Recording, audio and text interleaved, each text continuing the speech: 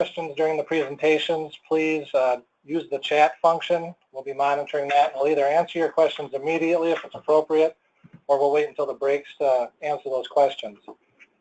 So again, our agenda for today is we're going to be talking about our block grant training for our public facilities and planning applications. We'll be also giving information on the income surveys.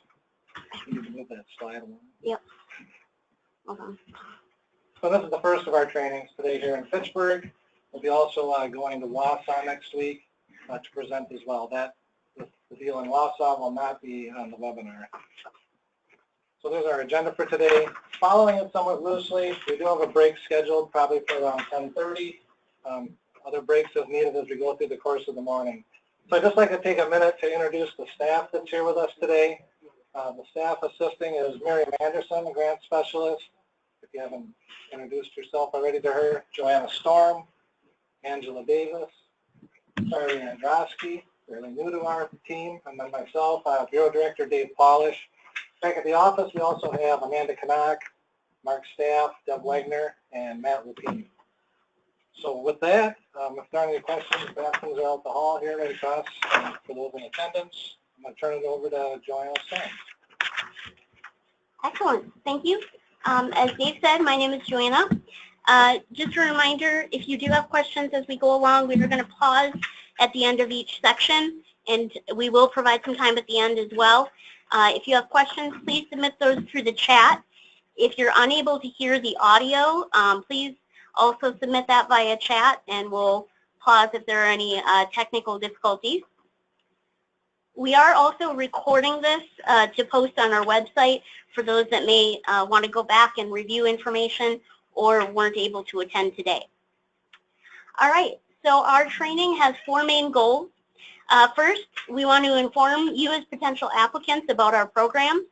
We also want to explain the application submission and review process.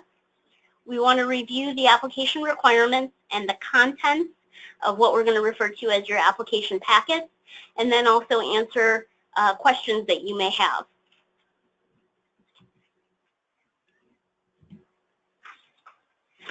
So we're going to start out with a quick program overview.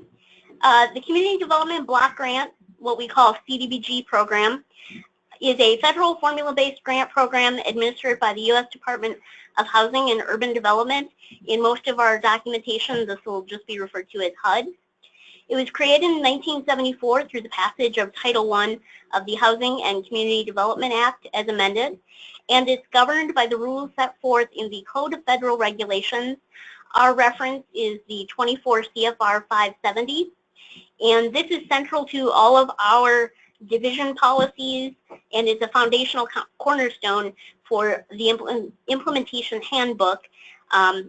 Specifically, some of the language in our guidance materials is taken verbatim from that CFR. The state's CDBG program is administered locally through our Department of Administration, the Division of Energy, Housing, and Community Resources, which we refer to as DECR, and specifically our staff, the Bureau of Community Development. The CDBG program's purpose is to help further develop viable communities through provisions for decent housing, suitable living environments, and the expansion of economic opportunities, all of which are principally to benefit the low-income and moderate-income persons. We refer to this often as LMI, and specifically the LMI threshold refers to families that earn or make less than 80% of the area median income, AMI, as determined by HUD. And HUD produces this data on LMI families for both local municipalities and individual census blocks or census tracts. The reason we want to point this out to you is it's going to be pretty foundational for the information that you submit to us to make sure it's an eligible project. So we're jumping a little bit ahead, but we want to give you some of the terminology first. It's important to note that this LMI threshold, the calculation for how many people are below this 80% AMI threshold in a specific area is determined by HUD using complex formulas. It's based on the LMI summary data, but we want to make sure that you don't don't anticipate that you can recreate these numbers from scratch. We are not aware of all of the little caveats that go into it, and it's really hard to recreate this math and to get an explanation from HUD on how they create the math. So we're just going to send you to the reference materials to use that information, the numbers that they've calculated. If you as an applicant are going to be using the LMI summary data to demonstrate that your project meets a national objective, you must use the current data that's posted, and we're going to talk about that on the next 2 slides. So thinking about your potential project, you need to first ask yourself, does this project benefit the entire community that is applying, or is it just a subset or a couple portions of the community? If you feel that it benefits the entire community, you're going to use the LMI summary data for the municipality. This is the link that you'll use. You're going to go to the link, and this will also be covered again in the income survey guide. It's posted in there as well. When you go to the page, you're going to notice that it does say fiscal year 2016. This is the most recent data that we have posted. You're going to select the link for the state of Wisconsin, and this is then going to trigger your computer to download an Excel document. Please bear in mind that it generally takes a little while for this Excel document to download, so don't think that your computer has necessarily frozen or that it stopped working. It's just taking a while. It's a lot of information. Once you get that Excel document open, then you're going to be able to locate your community by name, and you'll use the numbers that are provided. So if you're thinking about your project and maybe it doesn't benefit the entire community, but a smaller portion or a couple of portions of the community, you may end up using the summary data for block groups, what we call census blocks or census tracts. This provides the number of people and percentage in your community who are considered to be LMI according to the HUD definition. And again, it's by census block or census tract. Similarly, this is the website you're going to go to. It is a different website. It also says fiscal year 2016, and just like you did with the last one, you're going to select the state of Wisconsin. It's going to trigger an Excel spreadsheet download. It might take a little while, so don't freak out. And once that spreadsheet comes up, then you're going to be looking for the information by census tract. As an alternative to the LMI summary data, for your particular needs in your project, you may find that you need to complete an income survey for areas or people that aren't currently covered under the HUD data. We're going to cover that in much more detail later on.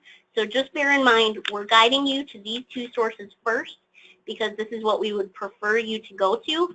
But if the HUD information doesn't cover all of your needs, there are additional options available. Just an added note for the census blocks, in order to use census block data, your beneficiaries have to live in a boundary that is coterminous with the census block. So exactly. So it's sometimes difficult to use that data. So let's cover a little bit of the eligibility criteria. Each applicant must be a non-entitlement unit of general local government. This is our favorite acronym. We like to call you UGLUGs. All of the projects must meet a CDBG national objective as defined by HUD. We have 3 for public facilities. These include main beneficiaries being LMI, low and moderate income individuals. We also have the potential national objective of eliminating or preventing slum and blight. And there's a 3rd national objective called urgent local needs. We're going to go into each of these in more detail, and they're going to be very specific to what your particular needs are and your type of project. We also need to emphasize that all of the project costs must be eligible for CDBG funding, and the applicant must meet a minimum match requirement for our Community Development Block Grant Public Facilities project. There is a maximum grant award amount up to $500,000 or 50% of eligible project costs, whichever is lower. So that means if you have a $2 million project, At most, you may be able to get $500,000 in CDBG, but the community, through other means, would need to put in the $1.5 million remaining for that project. For the Community Development Block Grant planning projects, we have a grant maximum potential award of up to $25,000, or again, 50% of eligible planning costs, whichever is less. We're going to cover planning towards the end of today's training session, and there are a couple of caveats depending on the size of the scope of work for those projects as well. So additional criteria, we want to make sure that you're aware that with the application packet, there are going to be several attachment documents that you're going to also need to fill out and include. Several of these deal with the citizen participation. These are going to be attachments 1 through 5 that we'll talk about later on the checklist, and these are shown on page 12 of your application document. The UGLUG, or the municipality or applicant, must have an adopted citizen participation plan, and the municipality must hold a pre-application public hearing with a formal hearing notice, and also provide us with minutes or the citizen participation certification and sign-in sheets to show that you have met this requirement. The municipality must also have an authorizing resolution to submit a public facilities application along with various certifications signed by the chief elected official. Again, these are application attachments that we'll be covering later on. The community must also be in compliance with any prior CDBG awards. So bear in mind, if your community is not currently satisfactorily in compliance with prior or other current awards, it may affect your eligibility to get a 2017 award. Communities that have received a public facility award in the previous calendar year are not eligible for consideration in the 2017 annual competition. We do have a couple of exceptions to this. If your community received an urgent local need award, that's handled differently. So you can come in and request a planning or a public facilities project, a grant. If you're seeking or going after any READY awards, that's another new program that we have going. That's not the exact same thing as a public facilities project or a planning project. Since we consider them to be different, you can have one of each at the same time. So that doesn't preclude you from submitting an application. Our other CDBG program projects include planning grants, economic development, public facilities for economic development, and housing. And similarly, any consecutive back-to-back annual CDBG planning awards would not be eligible for consideration. So if you received a planning award last year, you can't go after a planning award again this year. But if you had a planning project last year and you're now ready to move forward and actually build whatever that plan told you to build, you could come in for a public facilities project this year.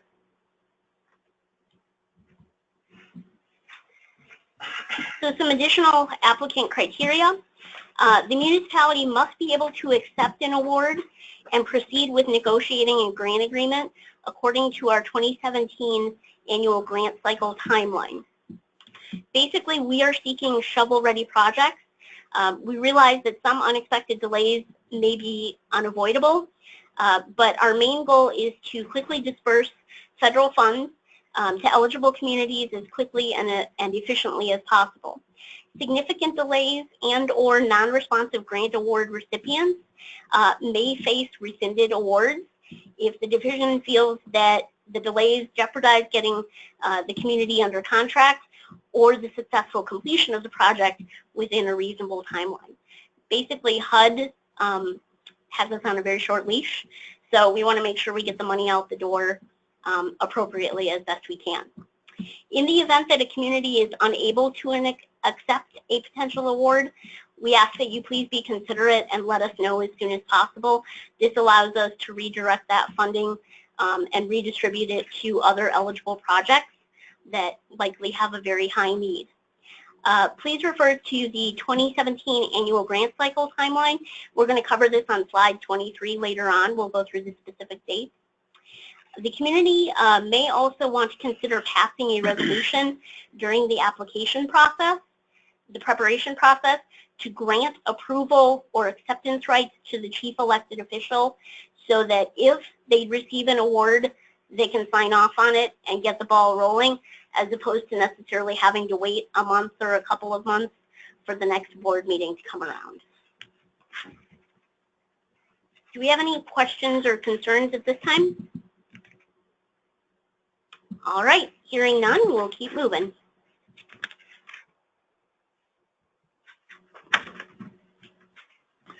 Okay, so I'm Angela again, and I am going to be going over some of the CDBG program requirements. This is just an introduction, and then we're going to highlight some of the key requirements and responsibilities that we want you to know as you're thinking about applying for a grant. And so you are aware of these things if you are accepting the CDBG grant, if you are awarded funds. These by no means are comprehensive and including everything that is required of the CDBG program. Again, these are highlights, but you will look at when you get your grant agreement, if you're awarded funds, you will see some additional requirements. And the CDBG implementation handbook also has additional requirements, and there's all kinds of federal regulations, as some of you know that have had a CDBG grant or any federal grant understand there are lots of requirements. So again, these are just highlights. For the initial thing that you will want to be aware of, or that we want you to be aware of, is that you will be required, if you are awarded funds, to attend implementation training. This is for all our grantees. We want to give you some guidance right at the start, and we want you to know about this so you can mark your calendars. You can think optimistically that you are going to be awarded funds. Because if you are, you do have to attend. You, the local government, a representative from the local government, as well as your grant administrator. If your grant administrator is someone outside of the government meeting, if your grant administrator is also going to be your clerk or your public works director, then that person, you just need to have one attendee at the training. We offer 2 different trainings. They're in the fall. They're noted here, and you only need to attend one of those. So the same training, we just offer them in 2 different locations, 2 different dates. Also, upon receiving an award, there will be some additional requirements that we have you submit that are pre-grant agreement activities. There's several documents and some information that we're requiring, or that we require and need in order to execute the grant agreement. So you will be required to submit those, and you will be assigned a grant specialist. Charlie, Miriam, Joanna, myself, or someone else on our team will be assigned, so we can assist you with that process as well as your grant as a whole. And note that you will be expected to abide by the regulations and policies that are listed in the implementation handbook, which are posted on our website, and those are updated regularly. So you always want to have access to the most recently published copy. We have a version now, but that'll probably be updated in the fall. We always try to make updates annually, at least, and so you want to refer to the most recent one.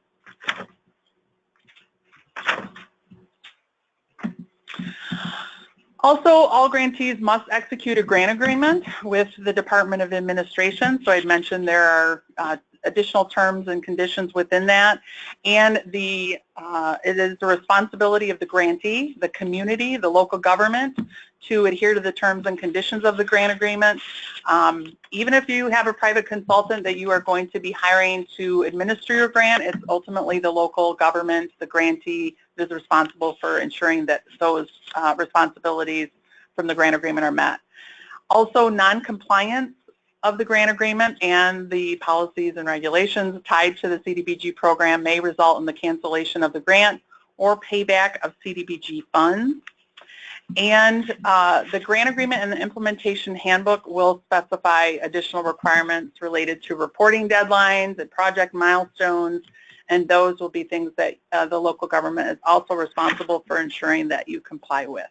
It's very important to adhere to them, and as we mentioned previously, or I mentioned previously, it could result in the cancellation of your grant or payback of funds if you don't adhere to them.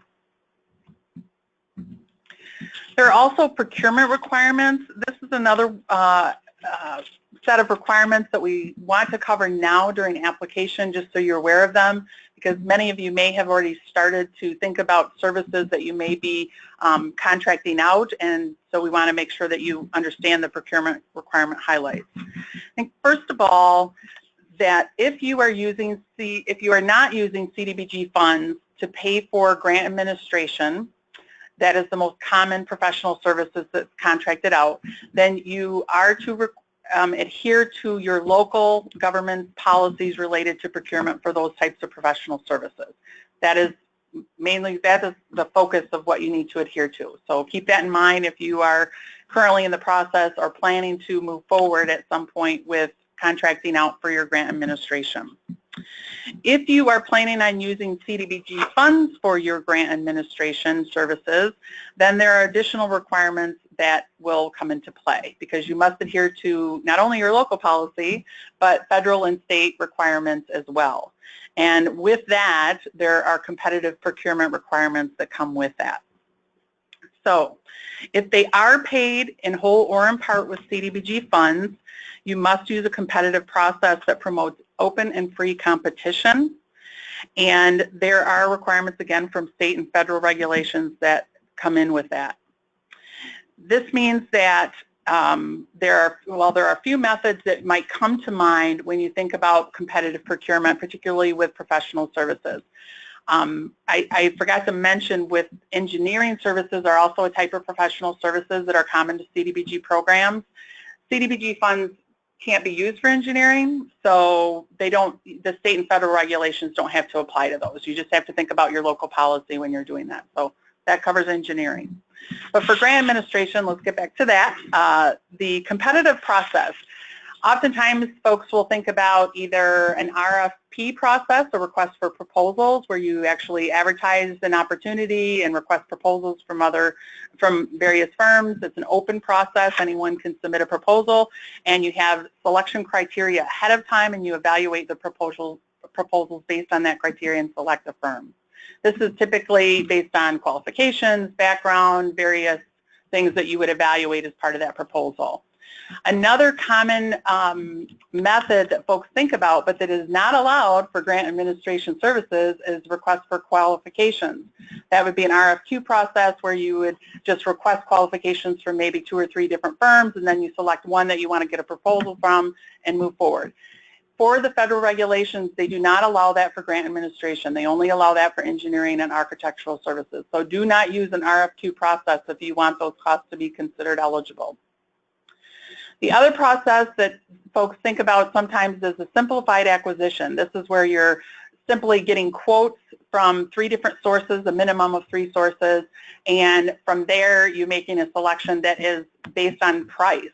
You have to have, with this, it doesn't typically work well with grant administration because, first of all, you have to get 3 quotes. There can be no exception. You must get 3 quotes in writing that are detailed enough to compare the services that you're looking at equally, to be able to see what all these services are and really do an evaluation, and you must accept the lowest quote. So again, that doesn't give you a lot of flexibility when you're selecting grant administration services, because price is mainly what you're looking at. And again, sometimes it's difficult to get 3 quotes, again, that are detailed enough to make that evaluation. It is allowed, but we essentially expect that you will be using an RFP process if you're using CDBG funds.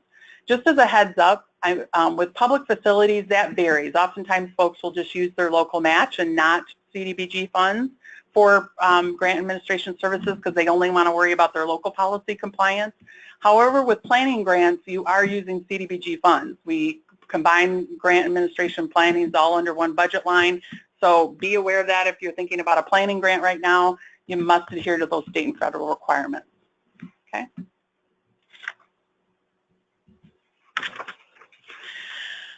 Now, there is an exception related to using CDBG dollars to pay for your grant administration services without having to adhere to those state and federal requirements that I talked about related to competitive procurement. And that is in using regional planning commissions. They are given an exception. They're considered quasi-governmental organizations, and therefore the competitive requirements do not apply in the same way. This is a HUD determination. This is not one of ours, so It's just we don't really know why, except for they say they're quasi-governmental organizations, and so they're exempt from the competitive procurement requirements. We still encourage it. We don't say don't do it. I think you should, we really encourage that you do competitive procurement of all of your contracts related to a CDBG project, but again, they're not required for Regional Planning Commission. More information related to competitive procurement, all the procurement options related to construction and non-construction activities are in Chapter 3 of the Implementation Handbook. So you'll want to take a look at that. Also, Chapter 7 has labor standards related procurement as it relates to construction projects. So we encourage you to look at those now as you're thinking about applying for a grant.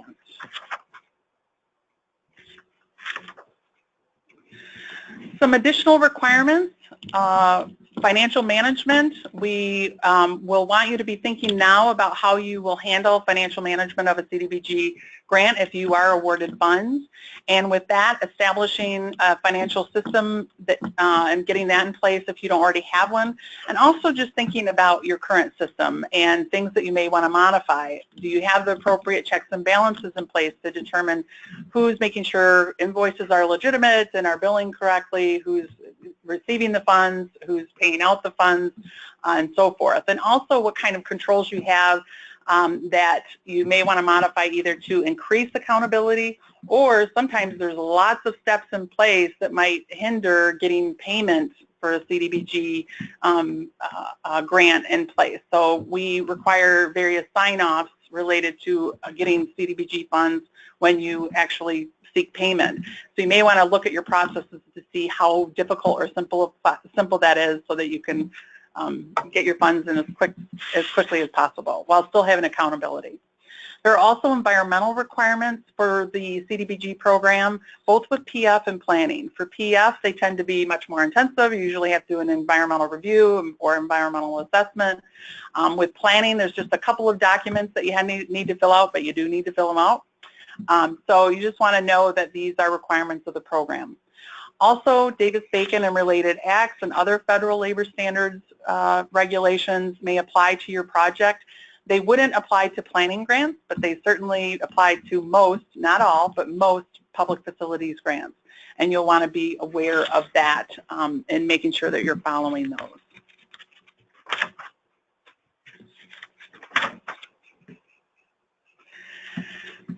So finally, the things that we'll talk about related to program requirements, grant disbursements. We want to let you know if you are awarded funds, there is a process for receiving grant disbursements.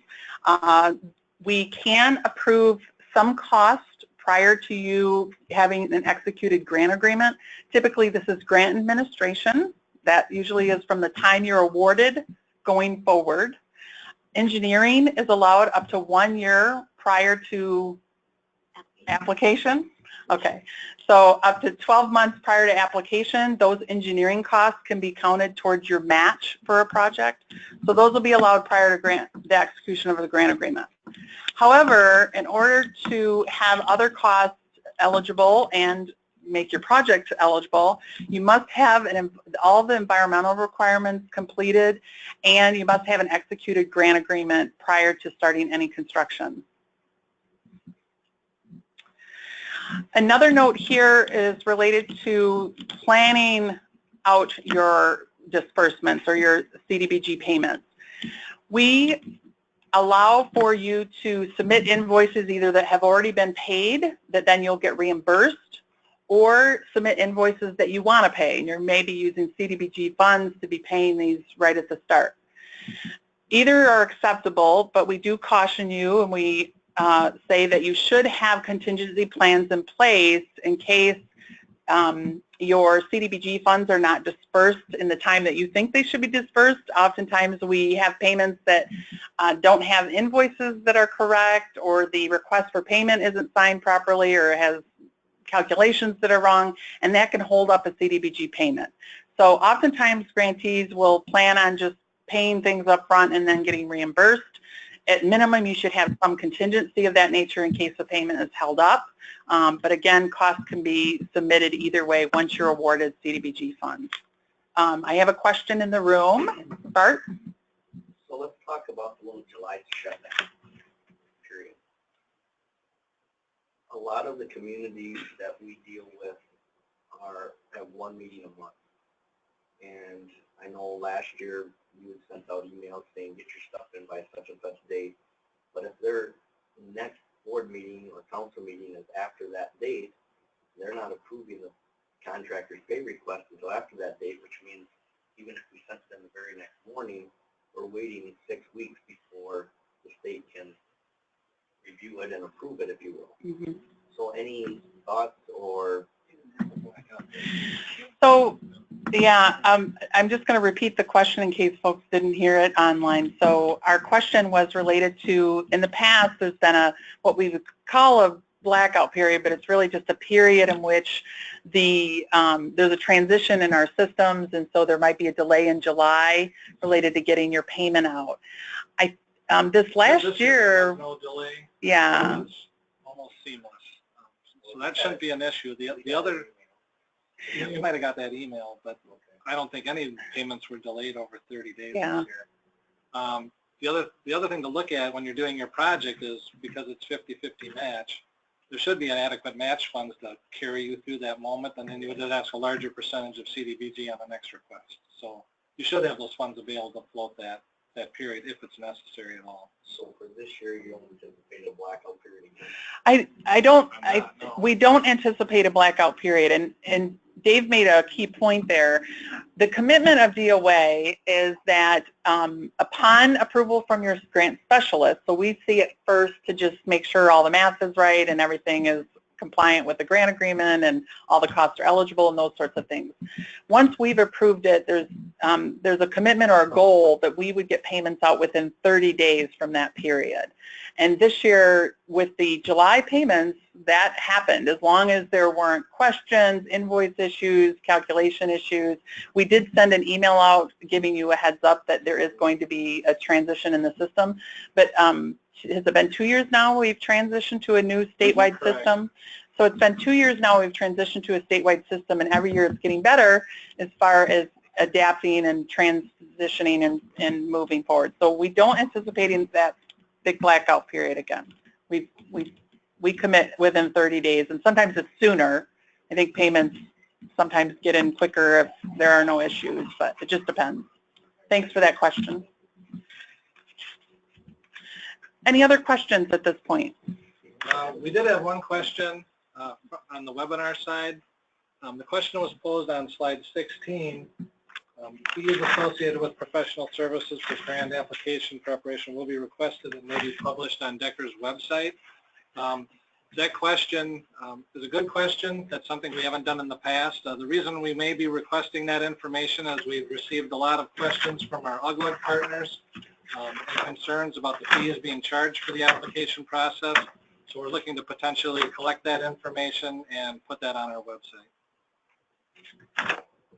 Thank you for that question, because I forgot to say it. It was on the slide, but I did not say that. Any other questions? No, that was it. Okay. So we'll move on. We've talked about the CDBG program highlights and some of the key requirements, and now we'll move on to public facilities program, the specifics for that. So for the public facilities program, Joe already mentioned, eligible communities may be awarded up to $500,000 to support an infrastructure and facilities improvement project. Examples, and we'll talk a little bit more about these later too: water and sewer system upgrades, neighborhood facilities, street improvements, drainage systems. Those are some of the most common things we see.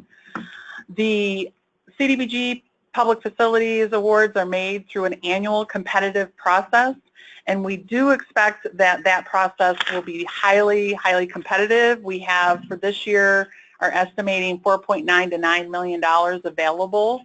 That is all contingent upon HUD awarding us what we're expecting. Now that could change. We don't know what HUD will ultimately award, and so when we list this, this is what we're estimating. So either way, it will be a competitive process, and so we are strongly cautioning, make sure you are dotting every I, crossing every T, following the instructions to a T, not leaving things blank, making sure you're providing the information that we have requested. Very, very important that your application is complete, accurate, clearly written, follows the instructions.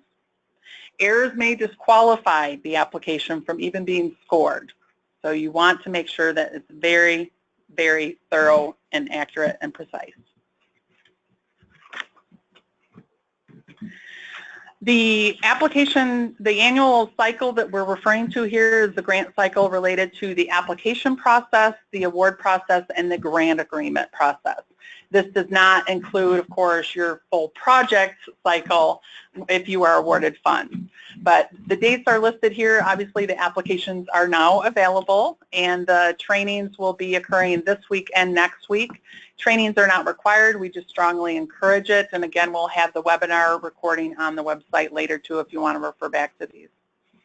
Dave has a comment. Yeah, I just wanted to point out on the cycle, there's 2 changes there that people may get used to the cycle in the past, but applications are due on Thursday, May 25th. Historically, it's been on Friday, that weekend before, or the week before Memorial Day, so please note that it is on May 25th. It's a Thursday at 4 o'clock. Like if you don't want to stay in the office. Correct. We wanted to give you a long weekend if you wanted one. It's all about you guys. I wanted to make your weekend long. It's all about you. And then just note that the award letters, we're anticipating trying to make those awards the week of July 28th. That's 1 week earlier than we've done in the past as well. Yep. Angela, I do have one quick question. Yep. After these 2 training sessions this week and next week, are you guys going to make any changes to the application? I think there may be a couple small tweaks depending on how everything goes with the questions. Right. So I think what we might do is follow up with an email to all the attendees Okay. and the people that are on the webinar. If we make that change to say, please refer to the new application that's up, it's been revised. So we'll make sure we notify people if we do make that change. We will inform you of what change has been made. Do we think there's going to be major changes? No, but there may be. We can't guarantee anything. Yeah. Yeah. Yeah, so the question was, will we put the slides out on the website? Yes, they will be posted. Yep. Any other questions? So I already mentioned that you will be required, if awarded, to attend one of the implementation training sessions, and they're listed here. And then the pre-agreement process or pre-contract process, I mentioned there's going to be some documentation and other things you'll submit. And we have streamlined that process. That worked out well last year, where we requested everything at the time of award, and that set up a lot of the contracts. And then we will draft the contracts. Our anticipation is that all grant agreements will be executed by the end of the year. This, of course, is contingent upon how quickly you get things back to us upon award as well. So if there are things holding up your processes, then of course we can't then proceed with executing the grant agreement. So you just want to be as prepared as possible to get the items that we request as soon as you can. We give you 45 days, but if you can always get things in earlier, and we will move forward earlier if you get them in earlier to get your grant agreement out as soon as we can.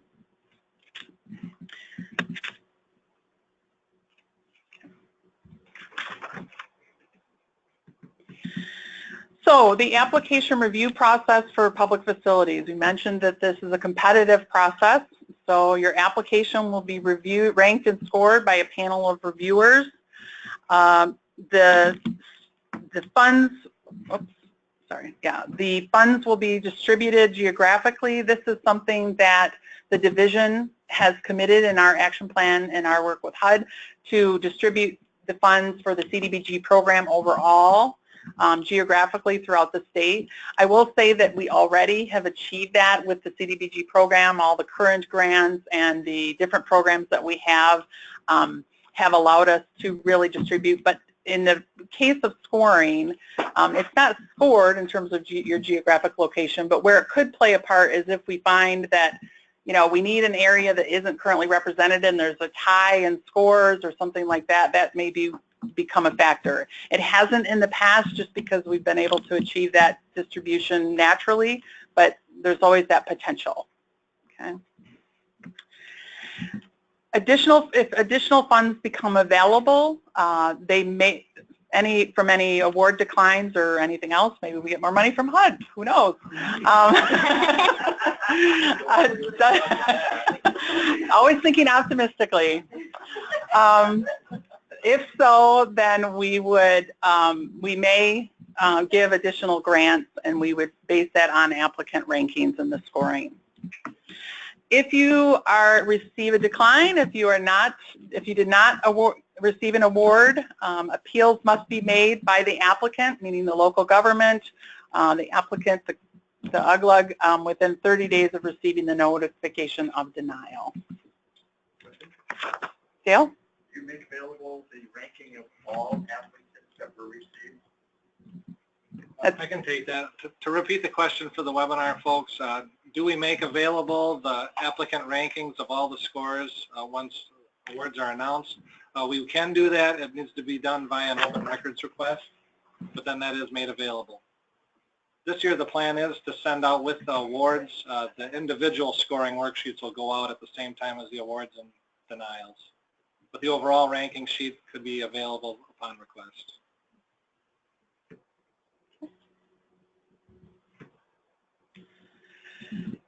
Also for the public facilities program, Joe had mentioned, there are you must meet a national objective with your project.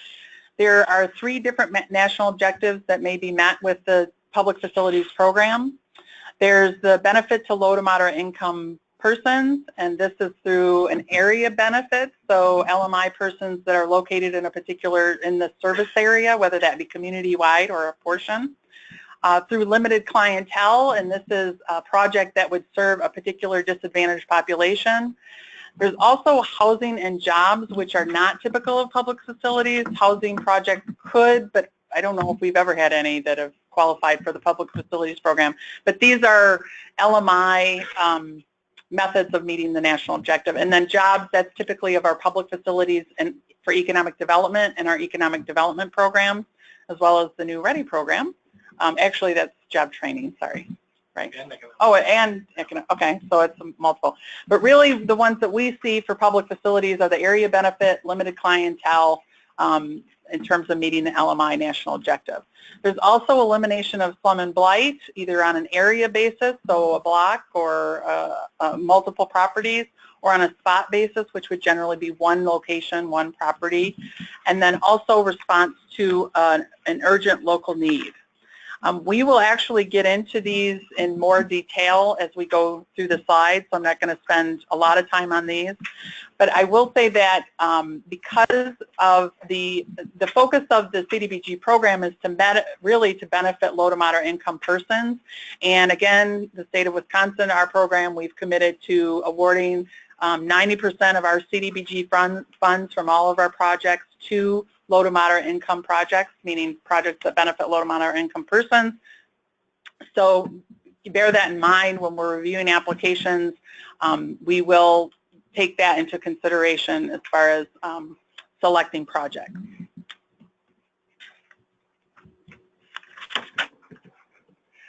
So when I started off, there are examples of some eligible activities. Here are some additional examples of eligible activities for the public facilities program. These are the things we see most common.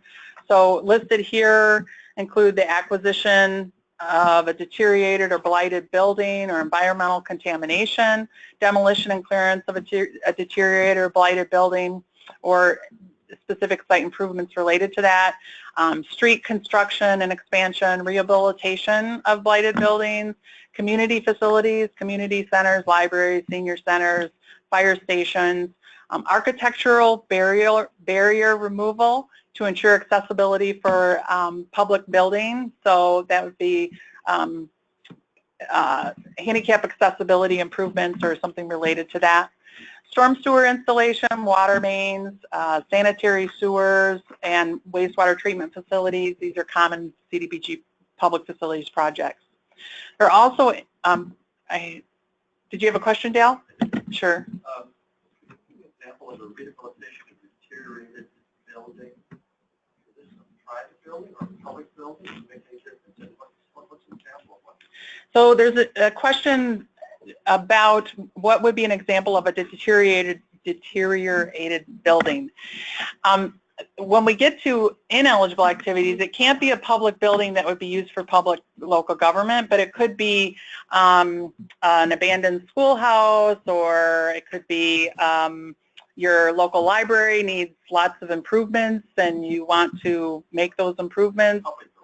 It can be a public building.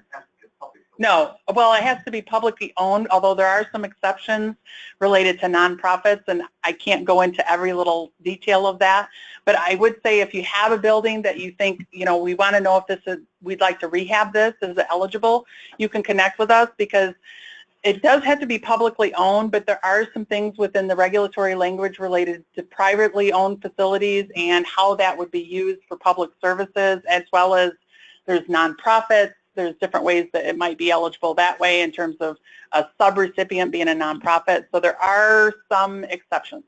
There's always little details, and you have to make sure it meets every little point. But it's good to ask us if you want to know. The ineligible activities, construction or renovation of a building that's used for general local government. So your village hall, your city hall would not be eligible unless you are doing things that would be removing or improving the accessibility or removing an architectural barrier that is hindering accessibility. I have a question. Regarding general local governments, if you add a library or a senior center to that, matching funds can't be used. Right. So the question is, what if you have, I think I'm going to paraphrase this correctly, say you have a public government building and it's used for general local government, but you also have a senior center or a library that's also part of that public building or that government building. The portion of the building that is the library or the senior center may be eligible. Again, there's always requirements of you got to be, it has to be about eligible activity in terms of your beneficiaries and so forth. But that portion could be eligible, and only the cost associated with that portion of the building. You'd have to be able to break up the cost for that portion of the building, and that can be counted towards the CDBG and match. The portion of your building that would be used for general local government, such as your police station or your city council or your city offices, that portion cannot be counted as part of the project budget at all. So it can't be counted as your match, and we can't apply CDBG funds to it. Good question. Other things, furnishings, operating and maintenance expenses, government expenses, and engineering costs, although note that furnishings and engineering costs are eligible to be counted towards match for your project.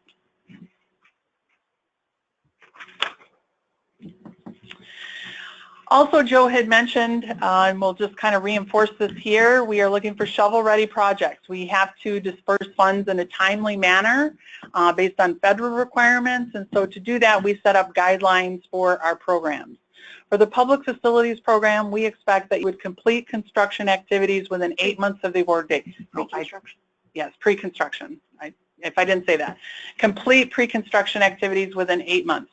Pre-construction activities would be kind of that pre-construction engineering, bidding, all the grant agreement activities so that we get your grant agreement executed in a timely manner. Those would be the types of things we're talking about here. Construction should be completed by October 31st of 2019, so basically 2 construction seasons is what we're looking at. And your project completion report, that means the project is complete, everything is done, everything is complete, should be submitted by December 31st, 2019. That's our expectation.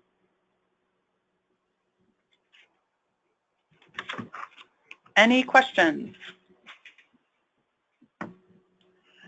I have a question. The eligible activities, I assume wells, water supply wells, and water reservoirs are still eligible. Yep.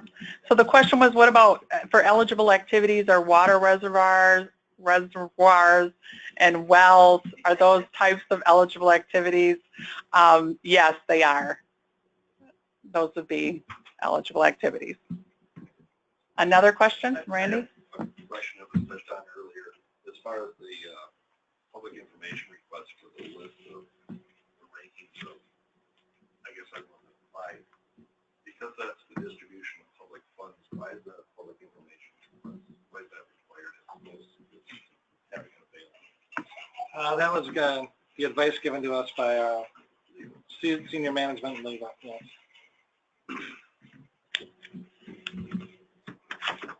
Any other questions? Okay, I will turn it back over to Joe. Woohoo! Now, for what you've all been waiting for, we start going through the application and the instructions. Alrighty, so for those of you on the webinar, if you have downloaded or have printed out copies of the application materials and the instructions, now would be a good time to probably pull those out. We're going to start with public facilities first, since so much of it carries over to planning. This will mean that planning will kind of be a quick wrap-up towards the end. So if you want to have two documents out, that would be the CDBG PF application packet and the CDBG PF instructions packet.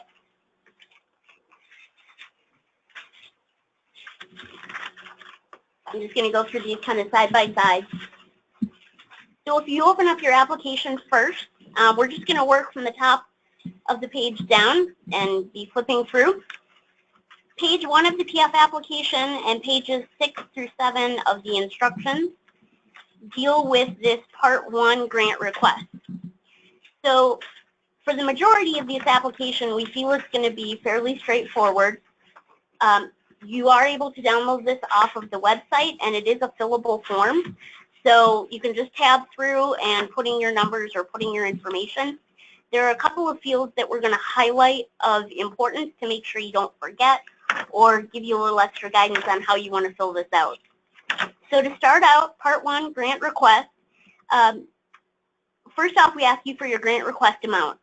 Basically where the rubber meets the road, how much money do you want from CDBG? Remember, for public facilities, you can ask for up to $500,000 or 50% of the eligible project cost, whichever is less. Yes, we have a question. Is it beneficial to put in more than what we know we're going to get? Is it in any way beneficial to you guys to know, like, if we're doing a $3 million streets project, is it beneficial for you guys to know, okay, the projects, we want to request $3 million even though we know the most we'll get is $500,000? No, we would recommend go within the guidelines of what we're restricted to. So if you are seeking a maximum award, list it as $500,000. Under your match, which will be the next two boxes to the right, applicant's local match and non-local match, that's where you're going to list basically the sum of what remains on the project. Now, if we see that $500,000 is a very small portion of the overall project, you may later on in your documentation say, we could definitely use more than $500,000, and that way we just kind of have it on the back burner again if additional funding for some reason becomes available or something else pops up or you run into an issue later on. We have it documented from the beginning, but we can't guarantee that any amount over $500,000 would be approved or eligible. It's not a benefit for you guys in future requesting. You'll pledge for money. Right. Know that you've got $2 billion worth of streets projects throughout the course of Wisconsin. That wouldn't help you guys be able to get money. Let me just add to that. So no, that really doesn't impact us in that regard. But what we do want represented in these applications is an accurate representation of the project that's being undertaken. So if it is a $3 million project, we want to see that total of be $3 million. Don't ask for $500,000 and just show 500 match. We want to know what the entire project is to make sure that's committed and going forward. And that we would have, I mean, that information we do have because we report what the total amount we distribute into the federal system, what we distribute and what the total project amount is. So that is helpful in that sense that we want accurate representation because it could, who knows, that could impact things down the road, but we have that with your budget. So we like to have that accurate representation. Dale? Look, you see that the match is $3 million and bids actually come in and the project is less is $2.5 million. Are you going to reduce the grant award because your ratio of match to grant is not what it was in the application? And could you repeat the question? Our folks on the webinar aren't hearing the question. Oh, right. Make sure we repeat Okay. the question. Thank you. So did you hear the last one? Because we may want to say what that was about.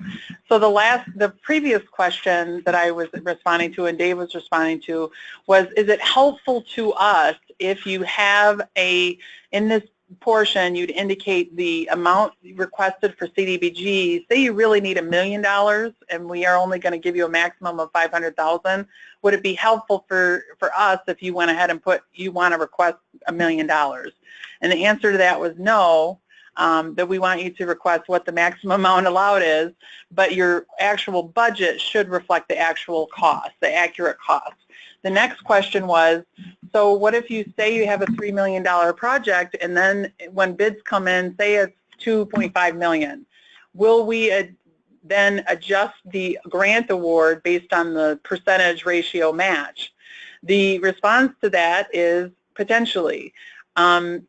You can request an amendment, so if we haven't executed the grant agreement and you have your costs come in lower, you can request an amendment to allow for a lower match percentage, and that will be given consideration. There's no guarantee, but that has been given consideration in the past, and we have made adjustments. We look at everything on a case-by-case basis, but it is indeed, we make the original award based on the percentage match that is listed in the grant agreement.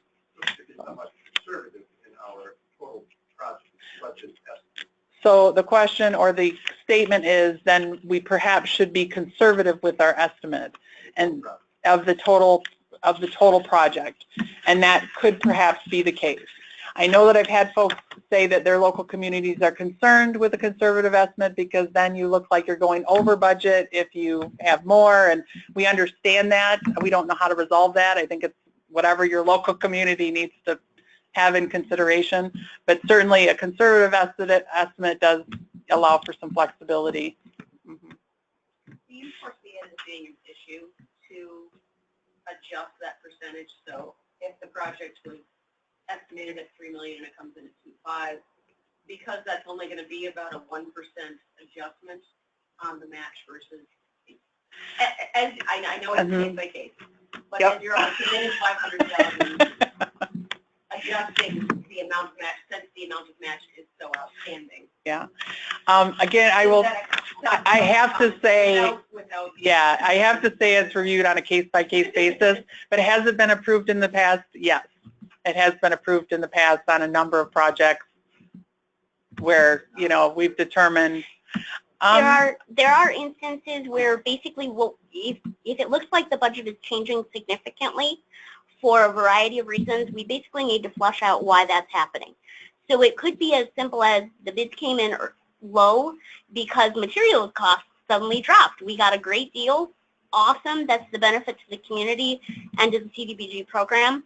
And where we can, we're trying to meet the minimum requirements of at least a 1-to-1 match ratio.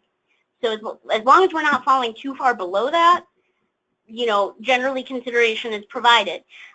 If the dollar values of the overall project, though, are dropping significantly, we also want to look at whether or not the scope of work is changing. Because if you're changing the project after we have you under contract or after the application has been reviewed, then that may make it much more difficult to negotiate or adjust the budget.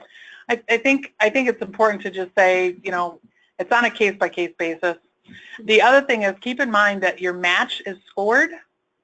So your percentage match for the project and how much you have secured, and so if we may have to look at that. It just depends on what the situation is, but that could impact things. But it really goes back to, it's a case-by-case basis. The case you make the situation, you have to request it. Okay. Okay, has moving. everybody on the webinar hear that? It's on a case-by-case basis. Okay. All righty. Oh, yes. So we've covered every field is not going to take this long, hopefully. So we've covered the grant request amount. Now, you're also going to list your applicant's local match amount and the non-local match. At a minimum, the sum of these two numbers needs to be equal to your CDBG request amount, or at least 50% or more of the overall project amount. The applicant's local match, we have a requirement that that be 10% of the total project budget. Basically, this is showing that the local community has some skin in the game and that not all of the match is coming from other grants or forgivable loans or other items. We also then ask you to do the math and provide the total project cost. The first three boxes should sum up to the fourth box listed. We then have a project title and a brief project description. For the project title, we really want you to keep this short and sweet. Have in the back of your mind that you're going to kind of aim for like 3 to 6 words. This is just an easy way that when we're reviewing and doing the scores, we can reference that it's, oh yeah, Village of Yorville, new library. Just short and sweet. We don't need a whole lot of detail there. For the project description, this again will be a very brief statement, but it gives us a little bit more detail.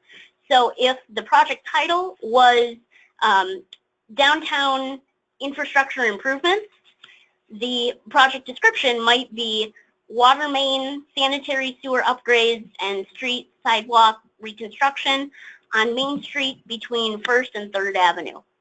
Okay? Maybe a long sentence, maybe several short sentences, but again, just kind of getting to the heart of what are you trying to do.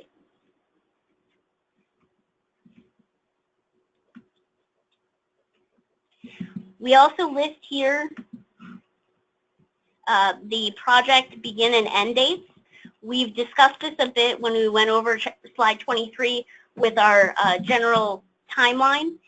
Please bear in mind, don't be listing a start date prior to the end of July, because you're not going to even know if you got an award, so we don't want you running ahead, because then that makes things ineligible. Also, for the project completion end date, if we see dates that are beyond, as Angela mentioned, either that October, the end of October 2019 for construction, or the end of December 2019 for your project wrap-up, we're probably going to have a couple of red flags popping up because you're quoting us a project that may be longer than 2 years, and our goal is to have shovel-ready projects that we can complete within 2 years.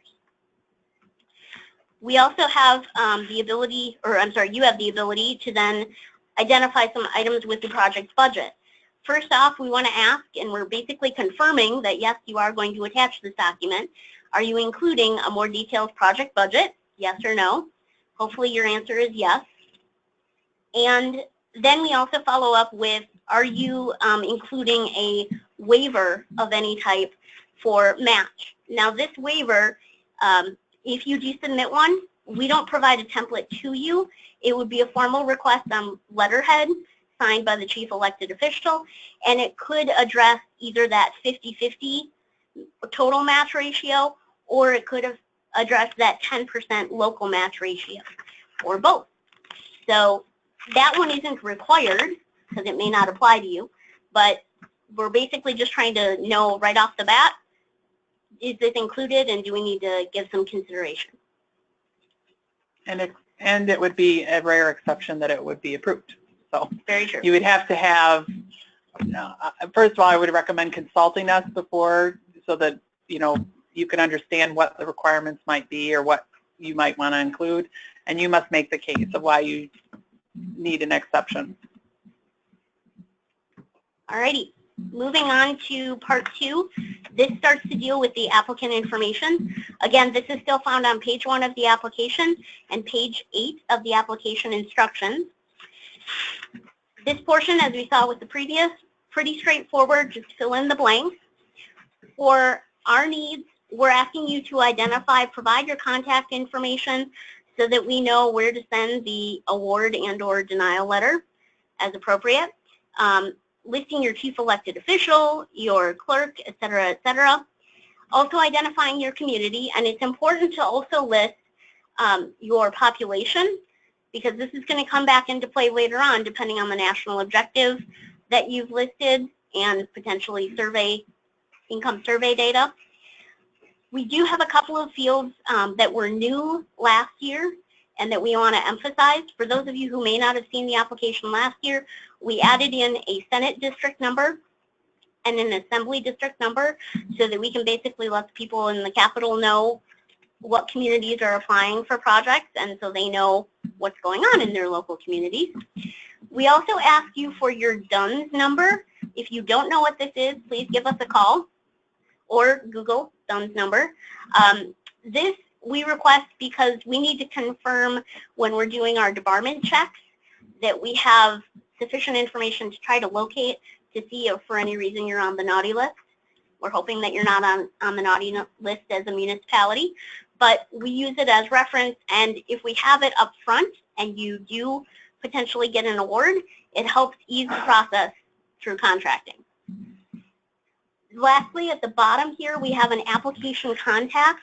This is to list anyone who is the primary go-to in the unlikely event that we need a follow-up question and answer on something or some clarification. We're not going to guarantee that every UGLUG will be contacted automatically. It's only in an outlying reason. We hope not to have to contact anyone for follow-up and that your application is concise and clear and just ready to go. Please bear in mind the award and or denial letters are going to be sent to the official applicant, the community. That does not necessarily include the application contact. Right? We have a question?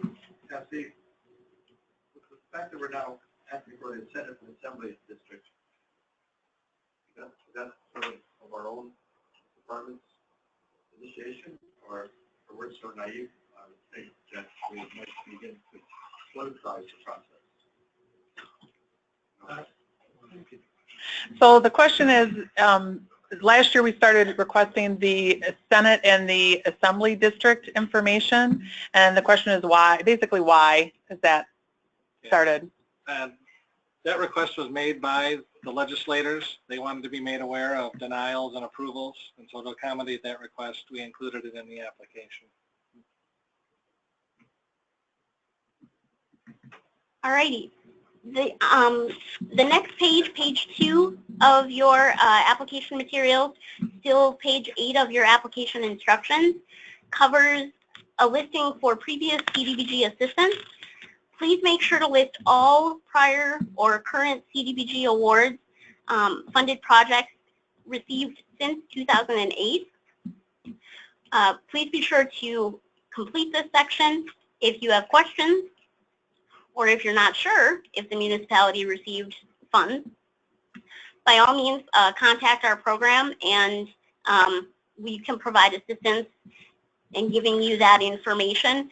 Basically, we use this, as we alluded to earlier, to look at compliance with other projects if there's anything that we need to also kind of address.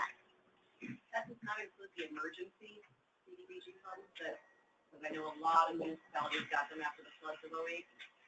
The question, not included? so the question is, are the CDBG funds related to emergency assistance, are those included? And the answer would be yes, I think. If there's CDBG money, then you should include them, yes. Yeah. Yeah, it's not a comprehensive list that we provide you there. We kind of go with the main ones that we're familiar with. Yeah, good question. Thank you. Any CDBG affiliated, so the emergency assistance is part of that. Please also note we have a yes or no question here, simply indicating whether or not any of your prior projects have basically led to your public facilities application now, or if they have already dealt with part of the public facilities project that you're proposing.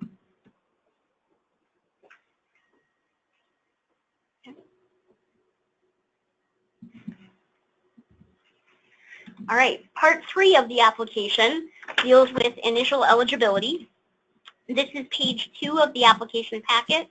It refers to, or is covered on pages 13, 14, 16, and 19 of the application. Those deal with the instructions and the attachments later on, and 8 through 11 of the application instructions packet. So all of the items on this list must be checkmarked as yes, and this page must be initialed by the chief elected official at the bottom to be eligible to submit your application. Again, the community that's applying needs to be a non-entitlement community, and the 12 items listed here refer to requirements that deal with citizen participation, pre-application authorizations, assurances and certifications, fair housing actions, which come into play later on if you receive an award, the environmental review requirements, acknowledging that you are aware that those do apply. Again, procurement that Angela covered for grant administration services, if applicable to your project, and confirmation that the UGLUG is not currently debarred or suspended from receiving federal grant funds. These documents are required among the attachments, and again, as we continue through the application packet and discuss the attachments, we'll come back to these. Yep, Hey, Joe. we have a question? Just kind of a, not a question, but a point of reference. A couple of weeks ago, we actually had a community that received an email from the sam.gov Mm-hmm. saying they needed to recertify this and that, and it was a hoax. So just kind of be aware of that. Yep. So there's a comment that was made regarding the sam.gov. Sam.gov is used to check debarment of entities, and recently, actually, if you go to the sam.gov website, there's actually even a notice now related to someone that's misrepresenting and saying they're from sam.gov and requesting you to re-register and pay a fee, and really that's not legitimate. Sam.gov has said they'd never initiate contact with anybody on the system, and so know that that hoax is out there. It's incorrect. It's a scam. So you should never have to pay a fee, and you shouldn't get contacted without initiating the contact yourself. Alrighty. This is very important. We have some additional items here. So for Part 3 eligibility, the previous page we just looked at, where our CEO is initialing at the bottom, we want you to take notice of the fact that regarding professional services contracting, in signing the initial eligibility checklist, i.e. the previous page, the local community, the municipality, the applicant is acknowledging that the contract for professional services is between the applicant and the grant administrator. The state is not responsible or a part of that relationship. We deal with the municipality. If you choose to hire someone, that's fine, but your relationship is with them and with us. Our only relationship is with you as the municipality. The applicant is responsible for ensuring that the CDBG contract requirements are met. The fee paid for grant application and grant administration may be published on the DOA webpage. And the applicant understands that incomplete applications may be denied before review and that that denial cannot be appealed.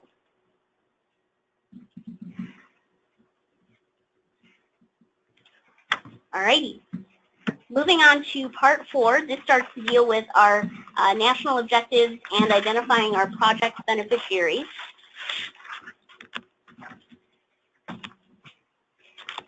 We're going to go through this in a little bit more detail, so if it looks very small on the slide, don't worry, I'm not going to make you read it at this font size.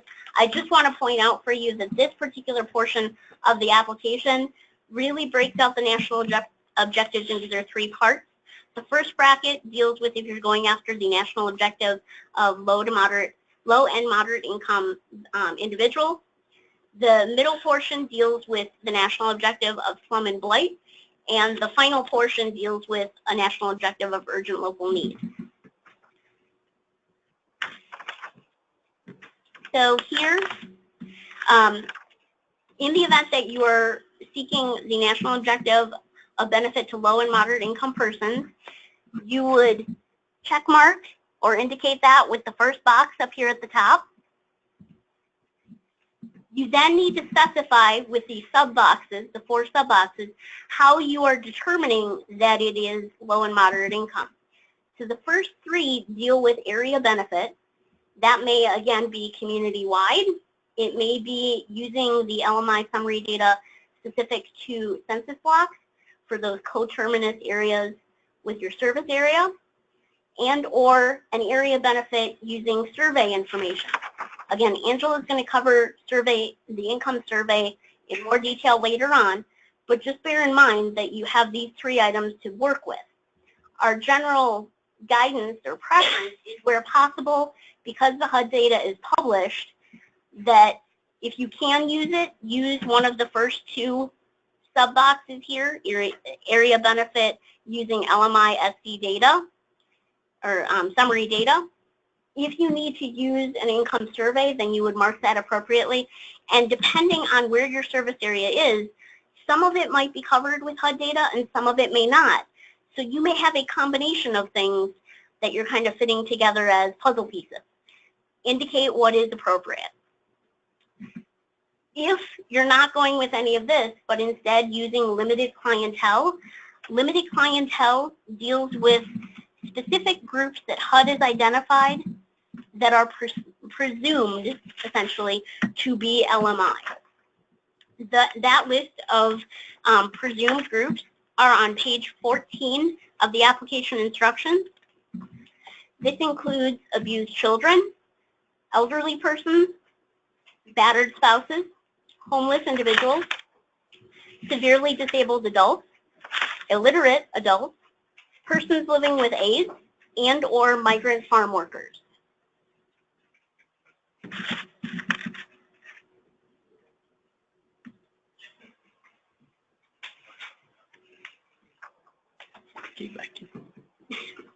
So the next section, if LMI does not apply to your project and you are instead seeking prevention or elimination of slum and blight, you would mark the appropriate box over here for slum and blight, and you then want to indicate, are you assuming this or justifying this through an area basis or a spot basis.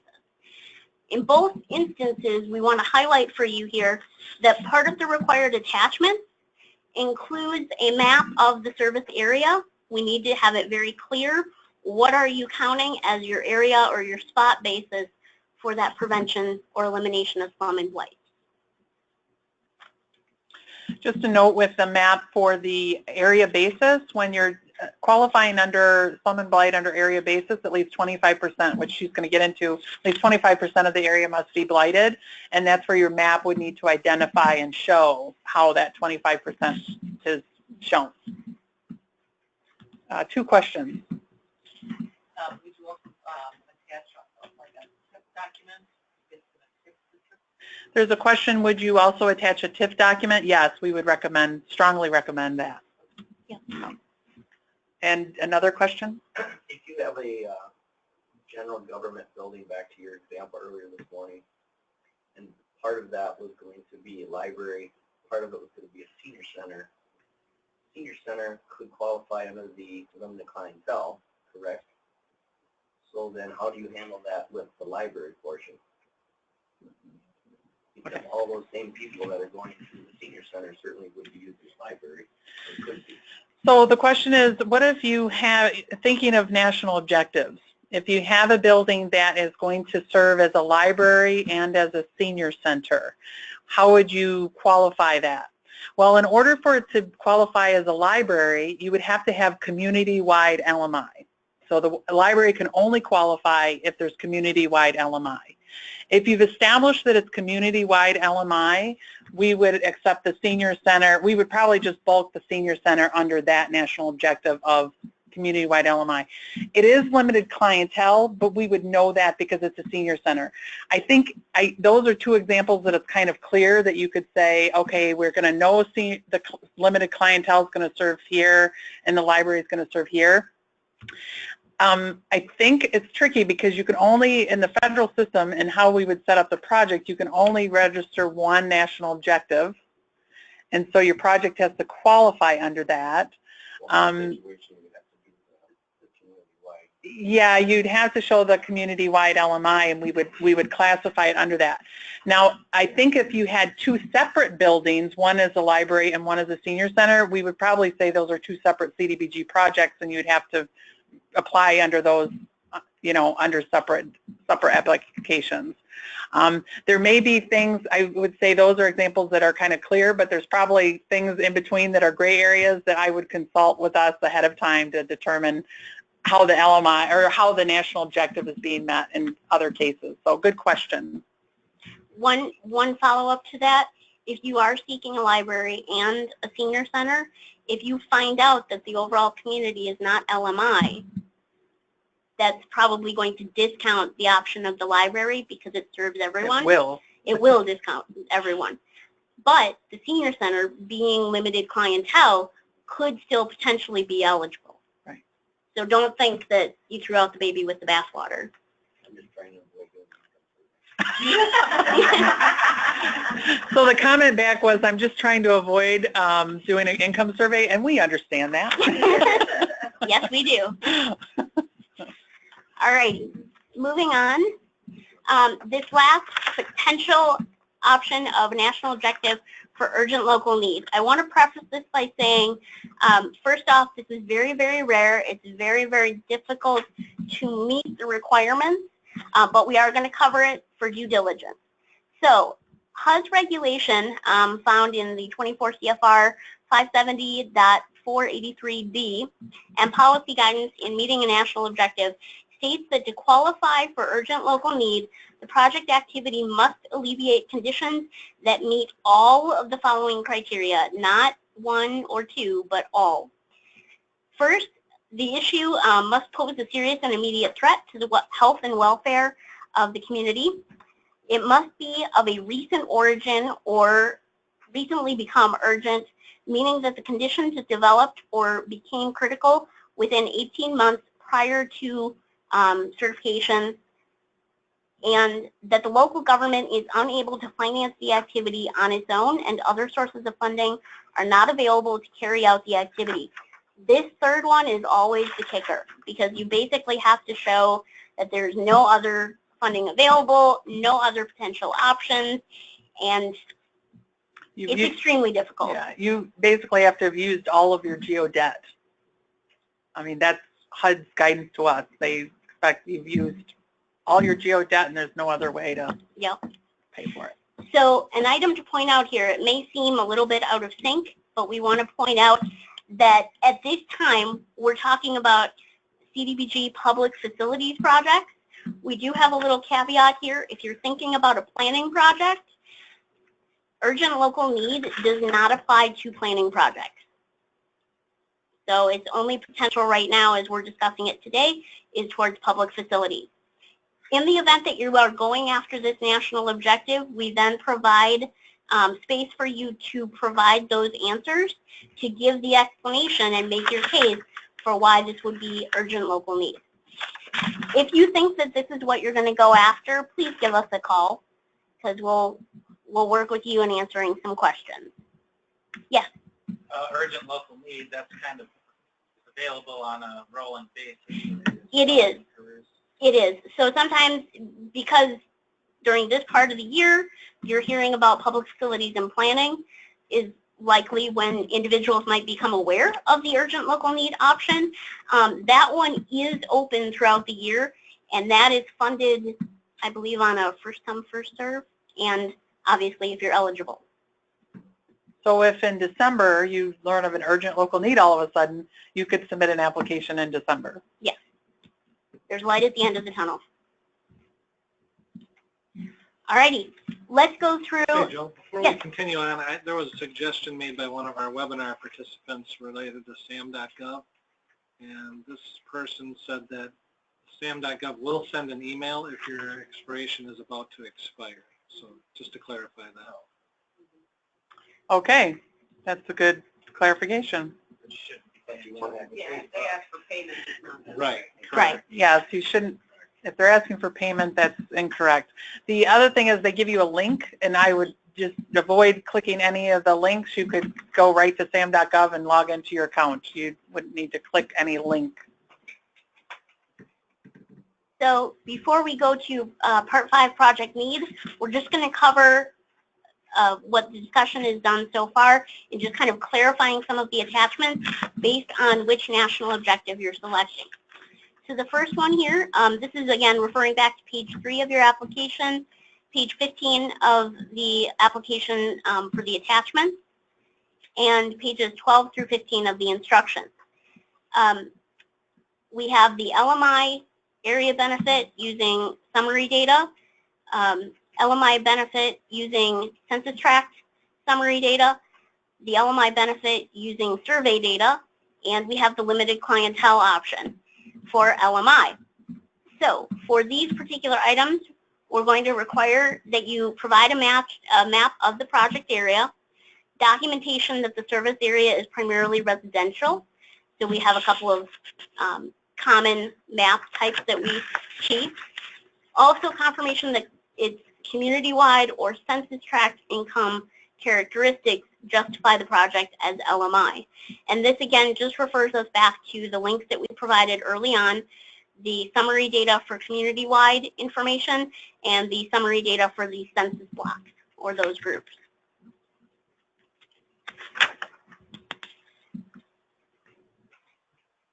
Actually, can you back up a second? Yep. Or no, it's the next slide. Go ahead. Okay. Sorry. Now, if you're seeking a national objective of LMI using survey data, again, you're going to need to provide a project area map, a map of the survey area with the number of residential units identified, information pertaining to the population of the service area, a copy of the survey instrument used, how did you gather your information. In your local file and as backup, you are going to want to keep a copy of the methodology that you used along with your tracking documentation. Especially in our review, if we come up with questions or concerns, we want, or we may need to be able to go back to your information. I want to highlight you're not going to include all of this with your initial application. You don't want massive applications to have to sort through. So you will maintain this information. And you also provide some basic calculations which are reported on the income and demographic tabulation forms. Those are part of the attachments and the income survey guide later on. The third option is, oh, yes. Can you tell me how long you have to maintain that data? Because we've had to do an income survey and then came back with the audit, and it was like 2.5 years later. And we were asked for the survey. So is there a guideline for how long you have to maintain that data? So the question was, how long do you have to maintain the survey data? Because there's been requests for information that was 2.5 years later and longer. So the answer to that question is you maintain it as long as you have to maintain all of the other CDBG program documentation, which is essentially indefinitely. We cannot close the program year with HUD until all CDBG projects have been closed for that year, meaning PF, planning, housing, everything, all across the CDBG program. Your records retention period does not begin until your project is complete and we've closed the year that you got the award with HUD. We have projects, we have program years open from several years ago, so we will let you know when we've closed your program year with HUD. Until then, your records retention period does not begin. So therefore, income survey data, you have to maintain it just as long as everything else in your project file if you're awarded funds, and that is until we notify you differently. I'm going to add another note that is unrelated to that, but it is related to the previous slide, bullet number 2, and this one. And we indicate that you have to provide a map of the survey area or the service area in the previous slide, and it has to show that it's primarily residential. There is an exception to that. Does anybody in the room know what that exception would be? Looking at experienced folks who probably submitted a grant application for it. Downtown improvements. So if you have a downtown improvements project, it could qualify and not be primarily residential. With downtown improvements, just so you know, you must have community-wide LMI because it's a community-wide benefit if it's a downtown improvement. Now, not every single downtown improvement qualifies, but there are lots of projects that could qualify, Main Street improvements, blighted building in the downtown area, those kinds of things could qualify. Okay, you can proceed. Is that new requirement, like a satellite map? So the question is it a new requirement to provide a satellite map? I don't know if it's a new requirement, but we've always said provide maps that could show us it, and we found the satellite maps are some of the most helpful in terms of seeing residences or kind of identifying. So, an air photo is the other question. Yes, an air photo sometimes is helpful. So it's not, we've always said we want something that shows, and we've just found that that tends to be one of the best ways to see things. Street views, satellite views, those kinds of things allow us to see it. Yep.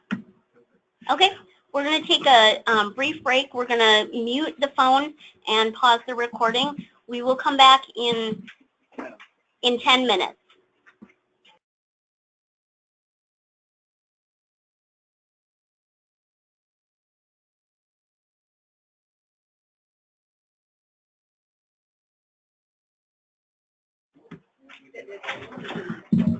Okay, we're going to get started back up.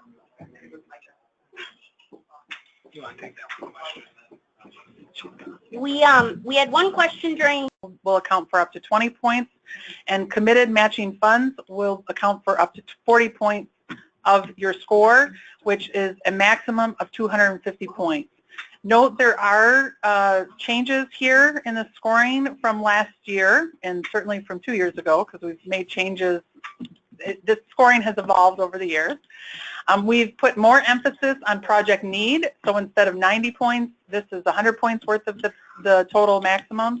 And committed matching funds is now 40 points instead of 50 points as part of your total score. And we'll get into these individually as we go through each section.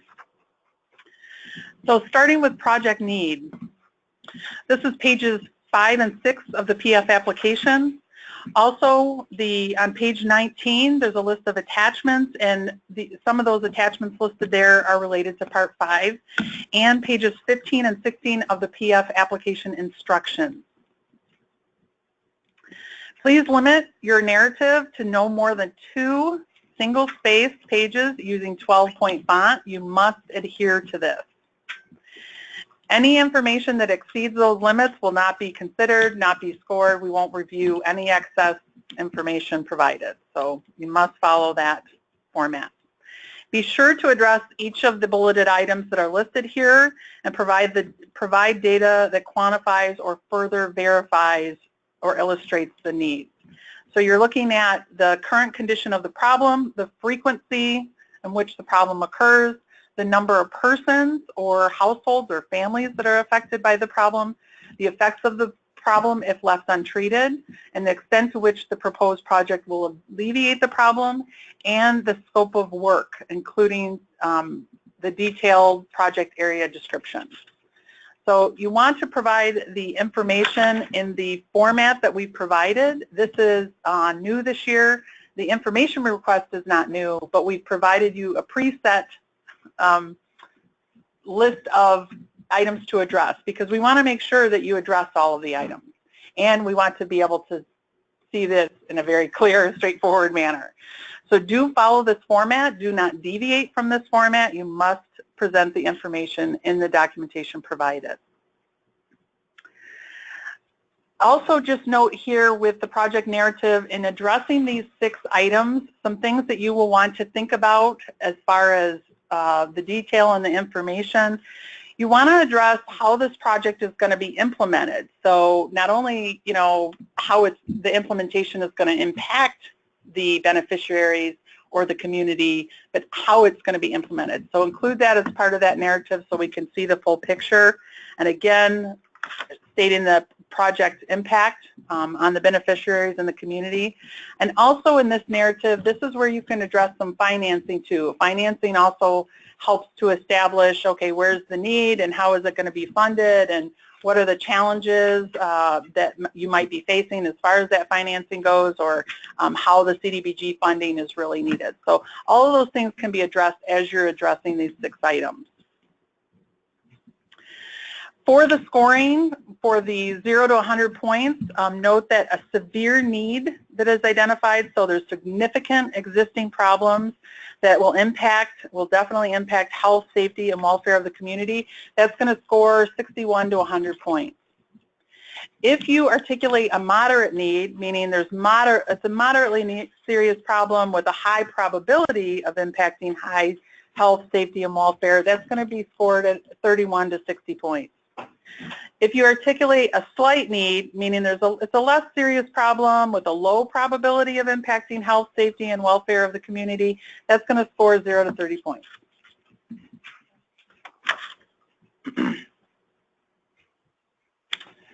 Next, we'll discuss Part 6. Again, this is scored. Community distress is scored on a 0 to 60 point basis. We look at median household income and per capita property value and the local property tax value, and this is the full gross only. And we will go into these in a moment. The median household income, 0 to 30 points. Per capita property value, 0 to 15 points. And the local property tax is 0 to 15 points. Just a note, I have a question, but just a moment. I forgot to mention this is on page 7 of the application, and pages 16 through 19 of the PF application instructions include information about this section. Jeff, you want to go ahead and do the question? Is per capita property value excluding TIF again this year? When we get to that, I think it is, but I want to we made some changes. I don't think we made any changes to that, but I'll look at the notes when we get to that. So I think, I'm not sure. Well, when we discuss it on the table, I'll clarify that. Okay. So again, these scoring tables are provided in your application instructions. So median household income scoring, this is the table provided here. You're going to determine your median household income based on the U.S. Census 2011 to 2015 American Community Survey 5-year estimates. This is the source we will be using. It's the most recent 5-year data from the ACS, so that's why we're using it. So as an example here, just a simple one, if your median household income for your community is $35,500, your score is going to be 22. So per capita property value, for this particular one, the scoring table is on page 18 of the PF applications, and so it includes TIF, so that has changed. The per capita property value, actually I think we changed that last year, but either way. The per capita property value for the UGLUG is calculated by dividing the UGLUG's full value, includes TIF, of a property by the population. And this is as listed in the Wisconsin Department of Revenue 2015 Taxes Bulletin. That is the source we will use for your population as well as your tax value, so you must use that source. I know the 2016 data might come out before the applications are due, but we are basing it on 2015. This is what we based our scoring table on, so that's the data we'll be using. So make sure you're using that source if you're trying to determine what your score might be. Okay, so here, if your full value property is $50 million with a population of 1,000, that equals 50,000 for your per capita property value. So you're going to score a 12 here. This is where you're going to find it on your table. So then full value gross tax rate, again, this is in the application instructions, the table that's provided here. And note with this, same thing, we are using the Department of Revenue Taxes Bulletin, the 2015 Taxes Bulletin, and that's where we're going to find this information. So your tax rate, say your tax rate is 2135, you're going to be in between there and score a 6. There have been some modifications to these scoring tables, so do take a look at that. We've tried to expand some of the options, and especially with the tax rate value, we've expanded that quite a bit to allow for more scoring options. And I'll turn it back over to Joe. So we're going to cover Part 7, which is our financial needs. This is found on page 7 of the application and page 14 of the application as part of the attachments. It's also included on pages 19 through 21 of the instructions. Applicants here can earn up to 30 points depending on what information is provided for answers. So first off, we address our local match funds. Again, this is confirming what have you already listed on the front page of your application, and this will also speak to what you include in the budget. That's a later attachment in the application, but we want that confirmation of 10% of the total project cost at a minimum is being put up by the local community. We also, again, have a yes-no question for whether or not you're seeking a waiver to the local match fund requirement.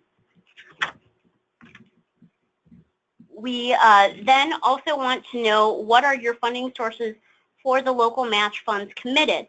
So these include potentially geodebt, use of geodebt, purchasing revenue bonds, or other. And if you select other, please give us a brief description of what you're looking at.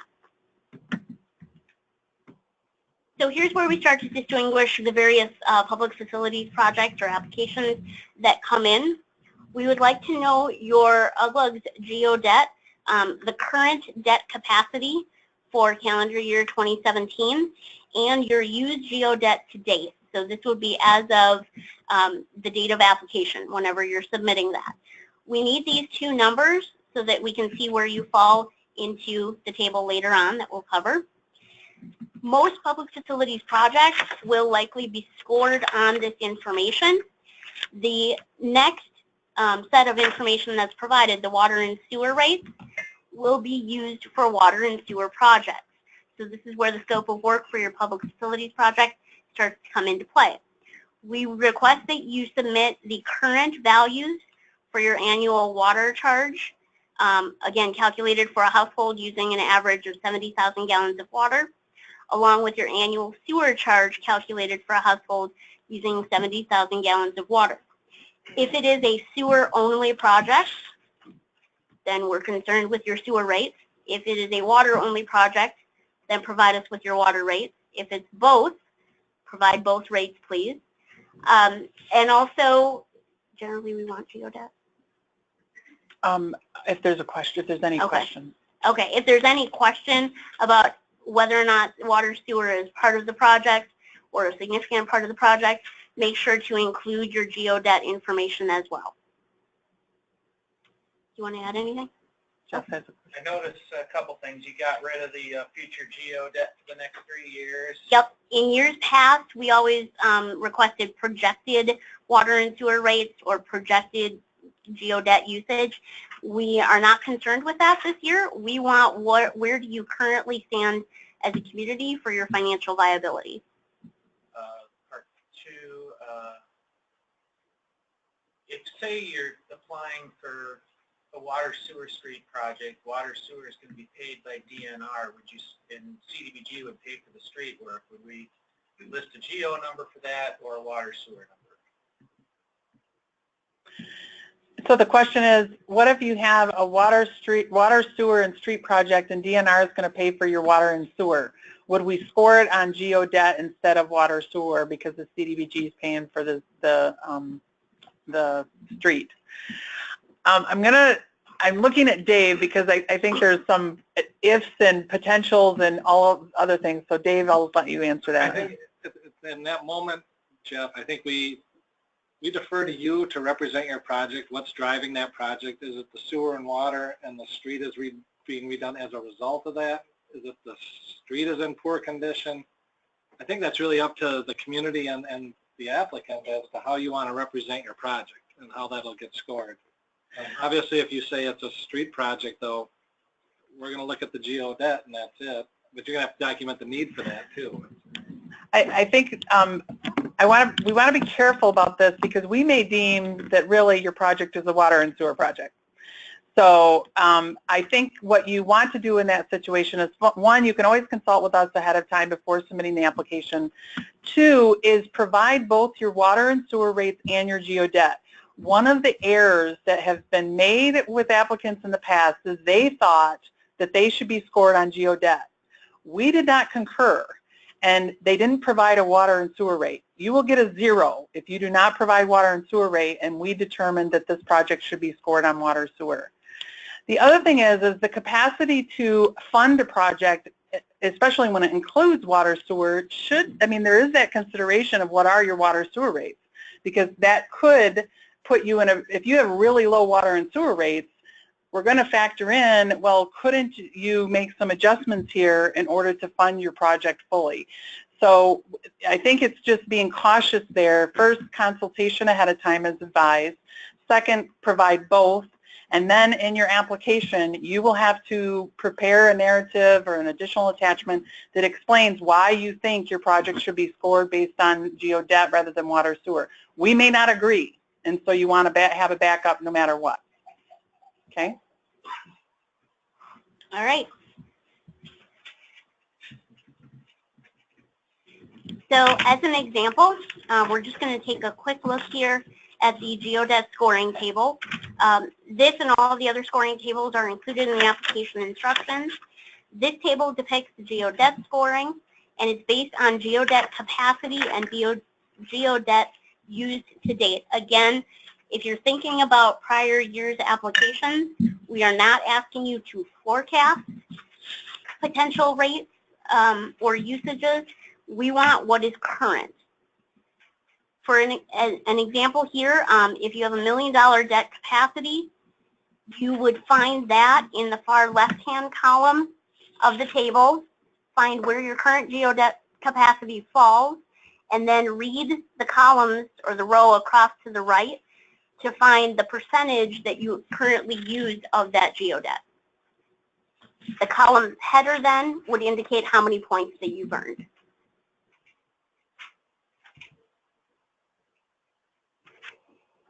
For the utility rate scoring, the water and sewer projects, as we indicated earlier, if we deem water and sewer rates to apply to the scoring for it, if the project only deals with water, then you'll want to look here for the appropriate row in which your current water rates fall. If you read across to the left, that would be the appropriate point value that you would earn. If it's a sewer-only project, you would look more towards the center column for your sewer rates. And if it's a combined water and sewer project, you'll combine the rates. So the grand total, you'll find that in the far right column, and read across to the left for the point value.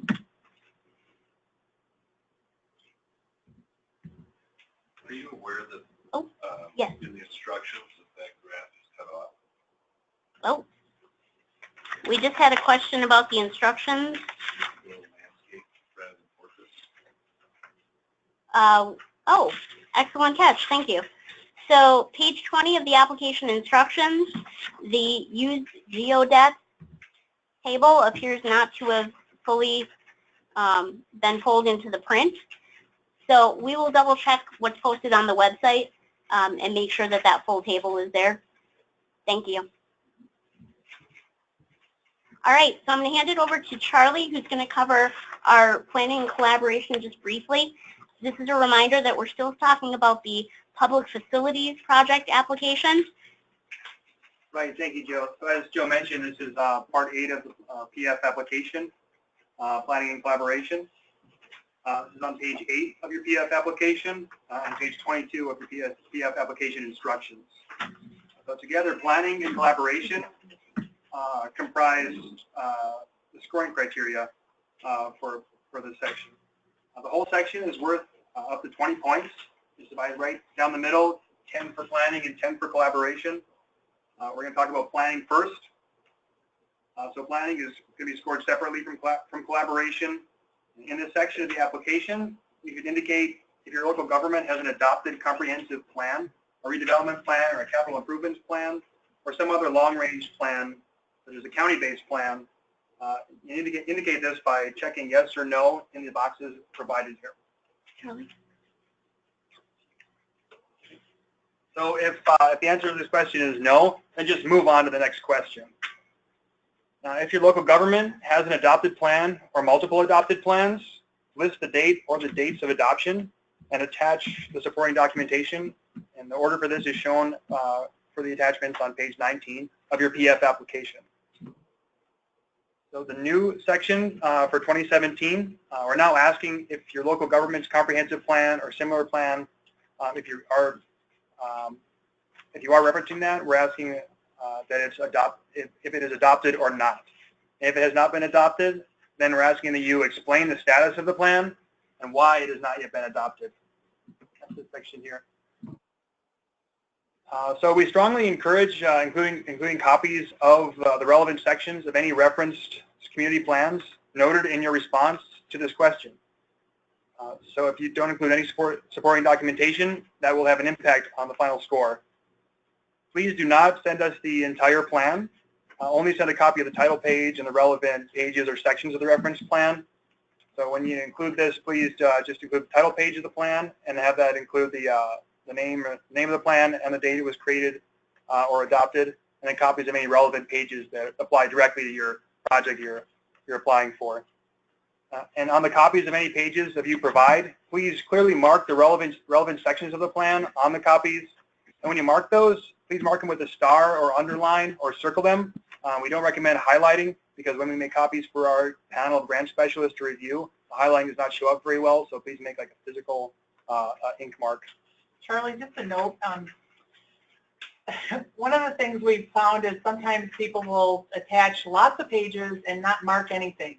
If you're expecting us to find in your 50 pages, which you shouldn't be sending anyway, but if you submit and you don't mark what we're supposed to find, we may not find it. So don't rely on that. You should be marking what you want us to see in that plan.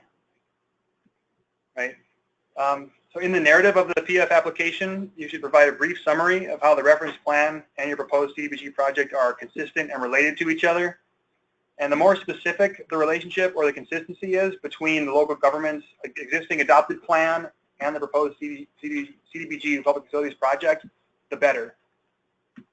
So for example, for a proposed water main replacement project on your 800 block of Main Street, it's good to have an adopted comprehensive plan that includes the goal of, quote, like replace aging and corroded water mains along the 800 block of Main Street within the next 5 years.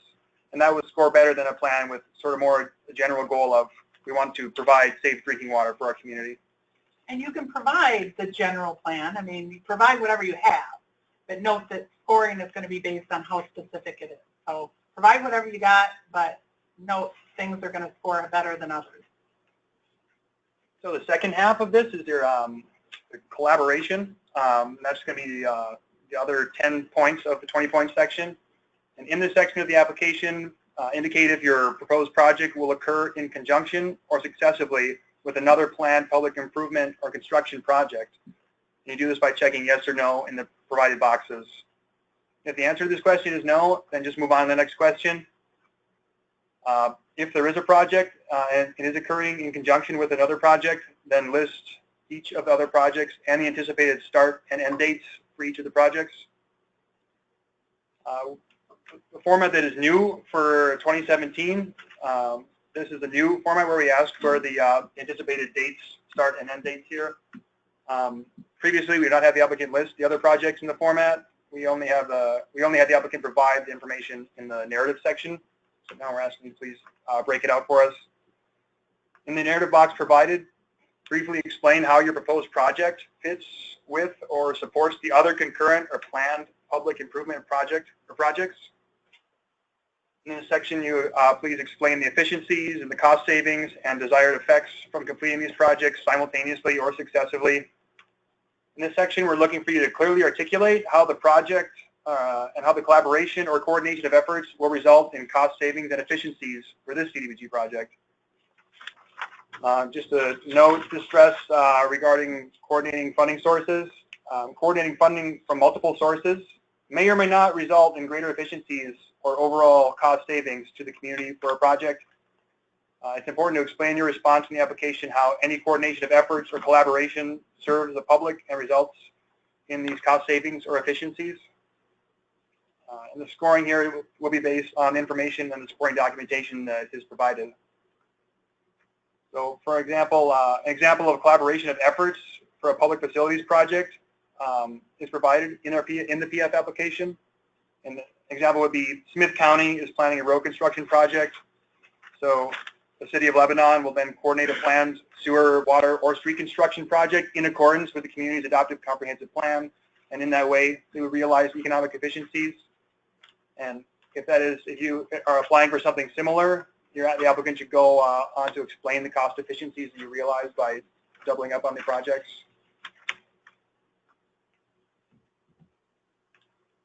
And now just taking a look at the scoring in this section. This is on page 8 of your PF planning application and page 22 of the PF application instructions. Taking the first one, planning, that's 10 points. Uglugs will be awarded up to 10 points if they can demonstrate the proposed project is consistent with the goals and objectives included in the community's comprehensive and a redevelopment plan. When the applicant references existing plans in the response that are not yet officially adopted by local government, for example, if the existing plan is only in draft form, then that will have an impact on the score for this section. Moving on to coordination of efforts. Applicants will be awarded up to 10 points when the proposed project will generate efficiencies by occurring in conjunction with other planned public improvement or construction projects in the project area, including those with other local governments, state agencies, like Jeff's DNR example from earlier, DOT, and or federal agencies such as USDA, the Army Corps of Engineers. So you're saying if we indicate in there that DNR funding is being used, we get 10 points for that? No. No. Can you repeat the question? Sure. Yeah, there was a question. If in this collaboration section we indicate, or if the applicant indicates that there are multiple revenue streams like DNR, will that automatically give you a full 10 points for that collaboration section? The answer is no, but it will be taken into consideration. Those factors are what make up this scoring criteria for this section. Regarding your documentation to support the answers that you give, it's strongly recommended that you back up everything that you say and include supporting documentation, because those any kind of backup information that you provide will impact the score. And refer to page 19 of the PF application for the order in which these attachments for this section are to be placed within the application. Thank you.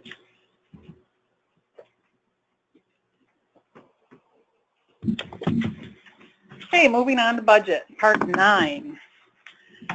So this budget table is on page 10 of your PF application. It's page 14 of the PF application where you have the list of attachments that relate to part 9 are in that on page 14.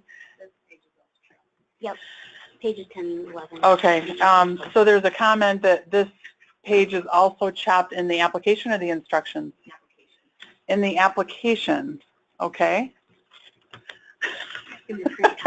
Apparently in the print copy. So we're going to have to update that for y'all on the website.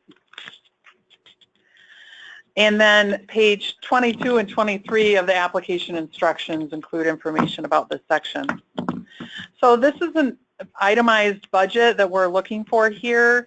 These individual budget items may be combined. If you're awarded funds and we're doing a grant agreement, we might combine some of these, because under the federal system, we might put water, sewer, and streets as one activity because that's how we enter in the federal system. But here we don't want you to do that.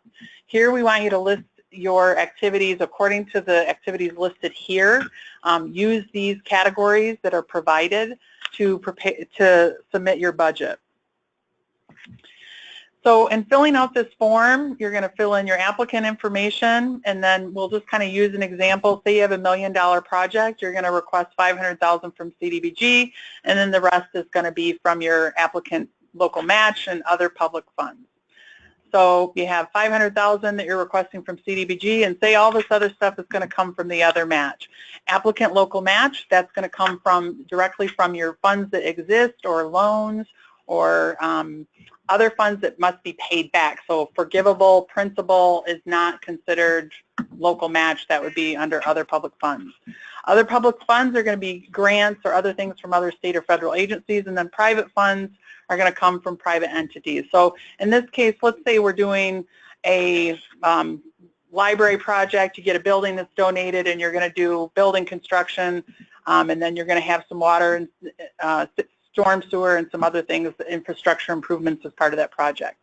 So what we're going to look for is, first of all, we like our CDBG money to go to one budget line. So when all possible, we want to do that because it saves on administrative processes and several other things. So just know that that's what we really want.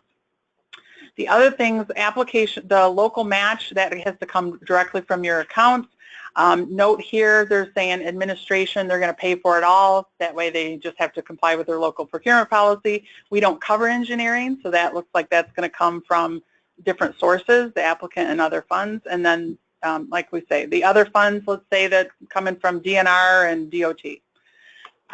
For private funds, the example would be, say there's a library group, Friends of the Library. They're going to put in some money towards this. That's where you're going to put that money. Once you have all those, you're going to total your columns. Next, on the next page, we're going to ask you, or actually I'm just going to make a note here because we didn't cover it anywhere else. There are limitations on how much you can count towards match for your engineering costs, and that's in the application, so be sure to take a look at those. In the PF instructions on page 22 and 23, it covers limitations on how much engineering you can count towards match, as well as administration. There's limits on how much you can apply of CDBG funding towards grant administration, as well as how much can be counted towards match, and those are in the instructions. So, there's examples here where, because of time, we're kind of running a little low on time, so I'm just going to kind of put some things up here real quick. If you're, depending on all your sources, you're going to list those here. So if you're using your utility account, say for some of the local match, you're going to put it, anything from the utility account, that's already going to be secured, it's committed. Actually, it's secured. If you have a board, you could have it in your account, but maybe it's not committed to the project yet. Then you wouldn't click committed. But if your board or your council has said, yep, we have $50,000 in our account and the board is committing that $50,000 to this project if we're awarded CDBG funds, then you're fully committed, you're fully secured. So the next example is Friends of the Library. So maybe you have some of the funds that are in the bank, the library has submitted, given you a letter. They've said, yeah, we got $50,000 in the bank and we're waiting for some donations for some others. Then you're going to have some other things clicked here. You might have some committed by the library and secured, and you might have others that are pending. It's donations, you're waiting for them, you got pledged donations. That's going to be under other and pending.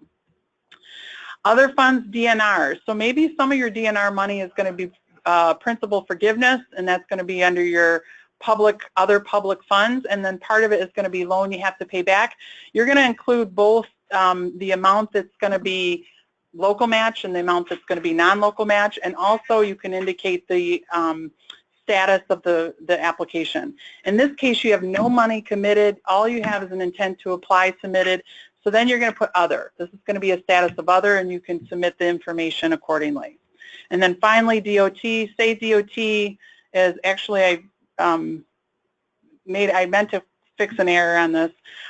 Say this should say for the amount for DOT $100,000, and then the example gives that $75,000 is committed and the other $25,000 is pending. So that's why you would use this here. So I apologize for that error I didn't correct. The point is you're going to have various status of your funding, and we want you to indicate all the different statuses. The other thing is to provide supporting documentation.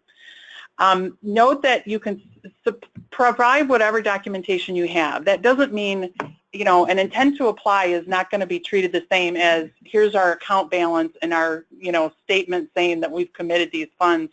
They're not equal, but we will give consideration to both, and we will provide, you know, we will, you know, give you some points for different things that you provide if we deem them useful. If you provide a grant application from 5 years ago and say, oh, we're going to apply again and this is what we're going to base it on, that I don't know. That might not get any points because it's from 5 years ago. We're going to make determinations on a case-by-case basis. One of the things we found is there's such a broad range. A bank letter can come in 5 different forms and say 5 different things, so they're not all going to be scored the same.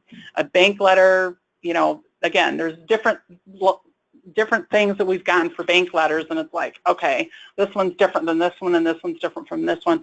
So the level of specificity, the amount to which we can show you have on hand, the extent of commitment by the local governing body to commit the funds, and that the funds are available, all of those things will determine your score. I have a question. Back to the project budget, you made a comment that CDBG staff would like to see CDBG awarded one row for one cell. In your contract for this last go round, I noticed that you're putting the water and sewer as one line item, but in your application, they're separated. So if we have a project that has street, water, and sewer, and you want to put it in one cell, if you will, what are we supposed to do?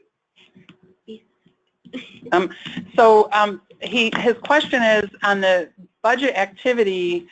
I'm not going to go back to it because it'll require lots of clicks. On the budget table, we ask you to separate water and sewer, but recently we've noted that on the grant agreement you put water and sewer. That is, as far as your budget table, we want you to separate out water and sewer. So if it's only water, if we're only going to pay water, you can put that here. Again, on the grant agreement, we might list it differently, but that's just a behind-the-scenes thing.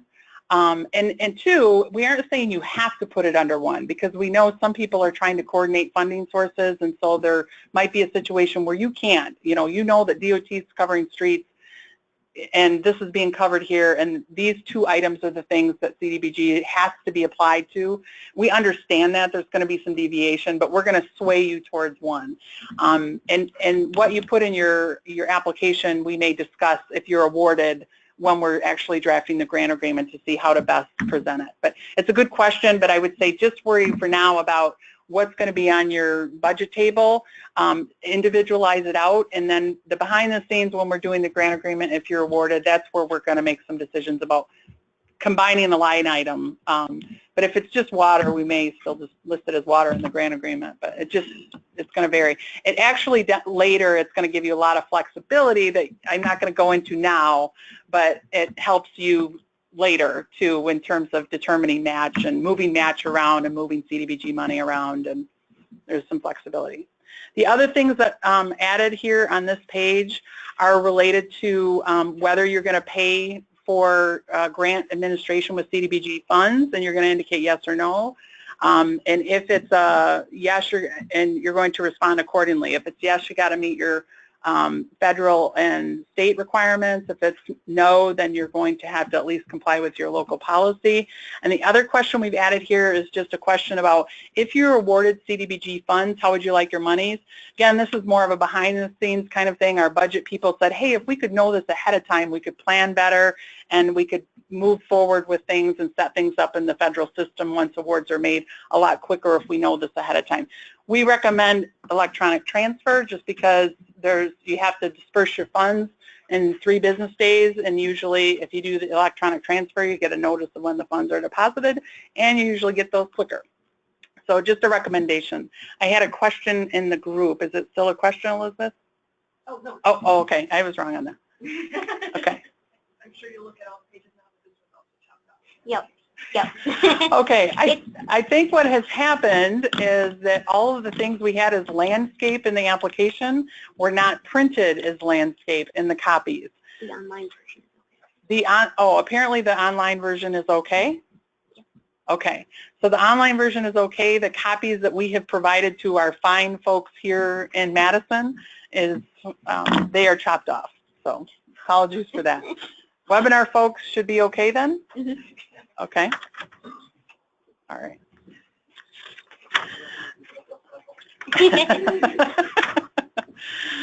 So just a couple more points, or a few more points related to matching funds. You'll be awarded up to 40 points if you can demonstrate that all matching funds for the proposed project have been fully committed and are ready for use. The project is shovel ready. Points will be awarded with consideration for the extent to which the matching funds are verified, with supporting documentation submitted with the application is secured, committed, and available for use. Anything in between may be scored, you may get points, but it won't be equivalent to full commitment, full cash on hand, all of those things. Documentation regarding the status of the applicant's pursuit of funding that's pending should be provided for additional consideration. Again, we will consider it. And 0 points will be awarded if you provide no proof of commitment of matching funds, no proof of anything. So you want to provide some sort of documentation here. Okay. Alrighty.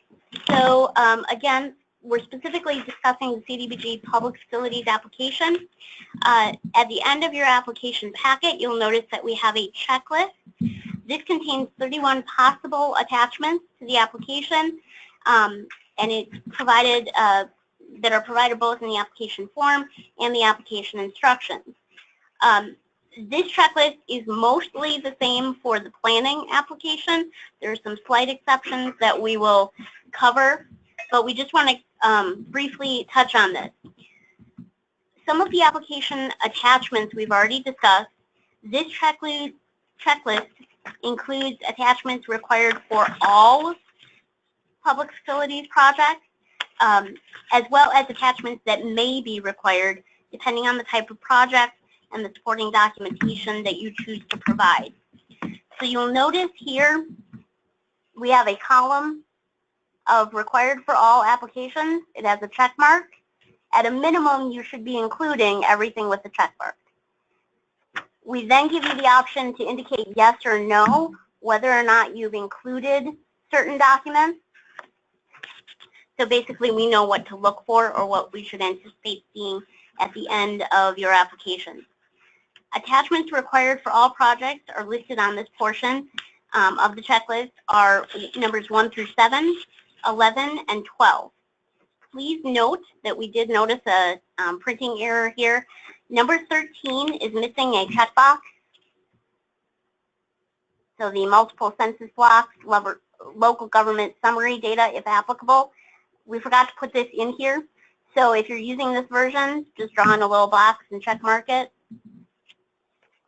Attachments 14 through 17 are only applicable to UGLUGs that conducted an income survey. If you're able to avoid doing an income survey, you don't need to worry about including those with your application. We'll go over some of the attachments on the checklist that we have not already discussed.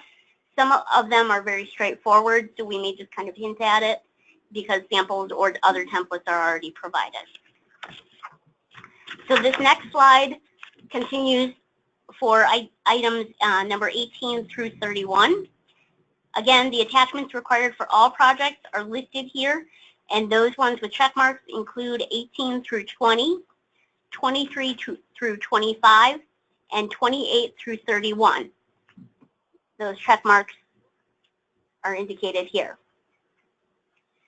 Items number 26 and 27 deal with supporting documentation that we strongly recommend you include to maximize your scoring for the corresponding categories in the application. So 26 and 27, this is what we just covered, the project needs supporting documentation and the planning collaboration. And please note that item number 26 is also missing a little checkbox here. So if you do include it, create a box and check mark it. So in terms of presentation and what you provide to us, we have updated the application packet to include supporting document organizers at the end of the application packet. The reason for this is we would get the application and then we would get mounds of supporting documentation in no particular order. Sometimes they have little dividers, sometimes they didn't, sometimes they were labeled, sometimes they weren't. So we are prescribing the order in which you provide our information or the information to us. Yes, we're providing guidance. Grantees must use these organizers and compile the attachments and supporting documents in the prescribed order. And I've got screenshots right here for you so that you can see immediately after the packet, the first attachment you're going to put in is the citizen participation.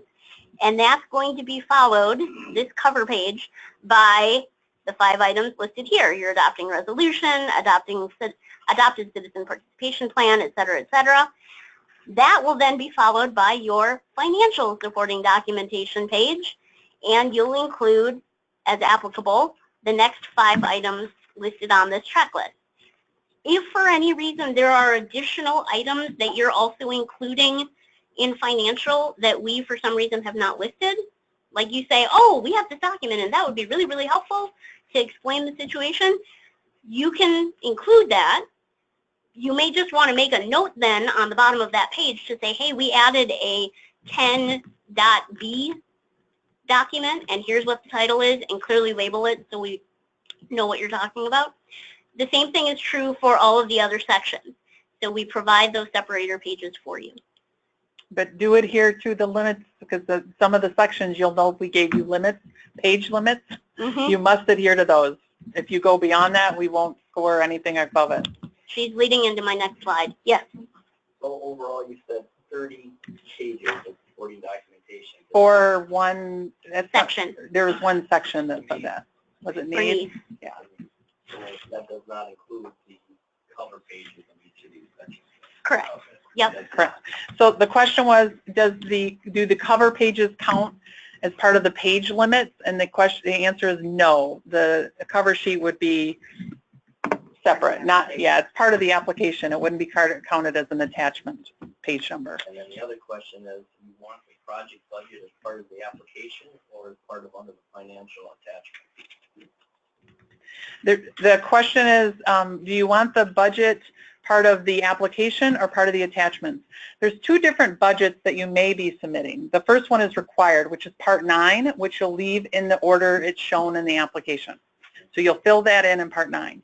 If you're providing a more detailed budget, and oftentimes we see this with PF where they'll give us a more specific breakdown of which street costs, which water costs, and so forth, that would be in the attachment. All right. So document organization, some very, very, very important things to note. Be succinct, follow the page limit requirements.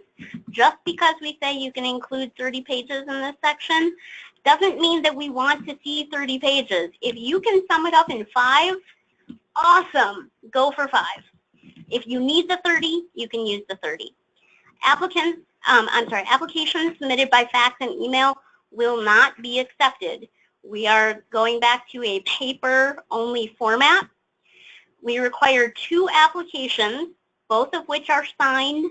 One of them at least needs to have an original signature on the front, and that's the chief elected official that signs Part 2 of the application. Applications must be unbound. No staples, no paper clips, no spiral binding.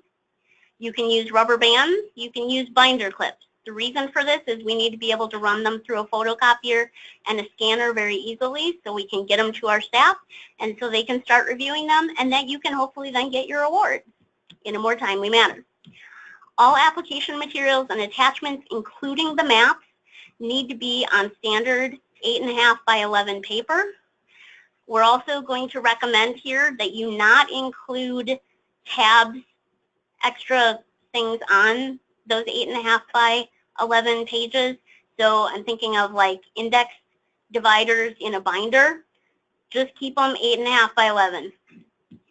Non-compliance with the application instructions may result in your application being deemed ineligible, and incomplete applications will not be reviewed. Yes? So you're not requiring any electronic application this year then? Nope. No electronic. We want to make sure everything is in those 2 paper applications. This should also save you hopefully a little bit of work in trying to make sure everything is the same. So it's just get your one application together, then make a photocopy of it and hand them to us. Gotcha. All righty. Does each of the supporting documentation for each category have to be labeled at the top? So just using the financial, for example, proof of local match commitment, we have to have that title on the top of that item. Repeat the question. So the question is, for the attachments that are being included, do they need to be specifically labeled using the title that's shown on the attachment separator page? I don't think it's going to be required. It would be helpful. At a minimum, make sure that the documents are in the order so we kind of know generally where to find it. Yeah, you could definitely number them. That would be fine. If you make our lives easier, hopefully we can make your lives easier. All right, so we're going to cover just very briefly a couple of the attachments. Okay, so as Joe said, we're going to cover some of the attachments. We're not going to go through every single attachment because some of them are very self-explanatory. They don't need a lot of information, and if you have questions about any of the attachments, you can contact us. We're going to go over some of the attachments because we want to make some points about some key components of those attachments. So for the sake of time, we're just going to move through some of the key things. So the first thing, note that you are required to have a citizen participation plan in place when you apply. We also require that you have the adopting resolution, you have a public hearing, and some other things we're going to get into, but we're just going to talk about the citizen participation plan right now. So first of all, there's some key components. This language from the citizen participation plan needs to be a part of your plan, including having a committee. You should have representatives from the local government and from the community whenever possible. We also encourage LMI persons to be part of your committee. Note that you have to have 2 public hearings, and for those you have to give adequate notice. With those notices, you must provide 2 full weeks, and we're going to look at a calendar in a minute. What we mean by 2 full weeks means 14 full days. And that it be posted in whatever you would typically post your public hearings or your meetings, so whatever the designated local newspaper is. We want you to encourage in your notifications, you want to have language that would say we encourage LMI participation. That should be part of the notice, and that's what's in your plan as well. So I mentioned the calendar, 14-day notice. So if you want to have a hearing on the 26th, you need to give your notice on the 12th. So if you post on the 12th, the soonest you can have a hearing is on the 26th, because you need 14 full days, and you don't count the day in which the hearing is being held. I hate to say this, and we've been covering this for 4 years now. We are still having issues, and it will negate your entire application. This is a federal requirement. You must meet the 14 days. There's no exception to this. So this could disqualify your entire application if you do not adhere to this, and we've had it happen, and it's amazing. So, okay. So as I mentioned, you're required to have 2 public hearings. The first hearing is going to be the one you hold prior to application. There's going to be a second one that you're going to hold during the project. If you're awarded funds, you will be required to have a second hearing, and this needs to be in your citizen participation plan. So the information that's listed here in the plan is also what you're going to need to include in your notices. So providing an explanation of what the hearing's for and the CDBG project purpose, and then the progress of the project in the second hearing. This all needs to be part of your plan. And then another thing, you have to have the correct contact or contract address for any complaints. This must be in the plan, and we've provided it here. There's no change since last year, so those of you who've prepared these last year, this is the same, so there's no change here. I have a question. About the Citizen Participation Committee, I mean, a lot of clients are just really small communities applying for PF, and I've always thought of the citizen participation as picking recipients for housing. I mean, do we have to have a citizen participation committee for PF? So do we have to have a separate committee? The question is, do we have to have a separate committee for citizen participation for your CDBG project? Is that what you're saying, Jeff? Versus one that you already have established for housing? Right. You can have multiple purposes of an existing committee. I think what you would, if you have an existing committee that you already use that could also serve as your citizen participation committee, that is fine as long as it's included in their scope of responsibilities.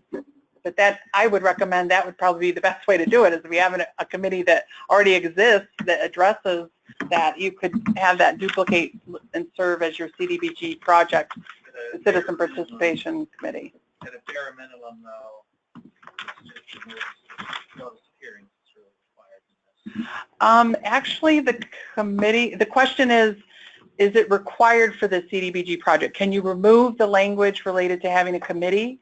And I believe the answer to that is no, you cannot.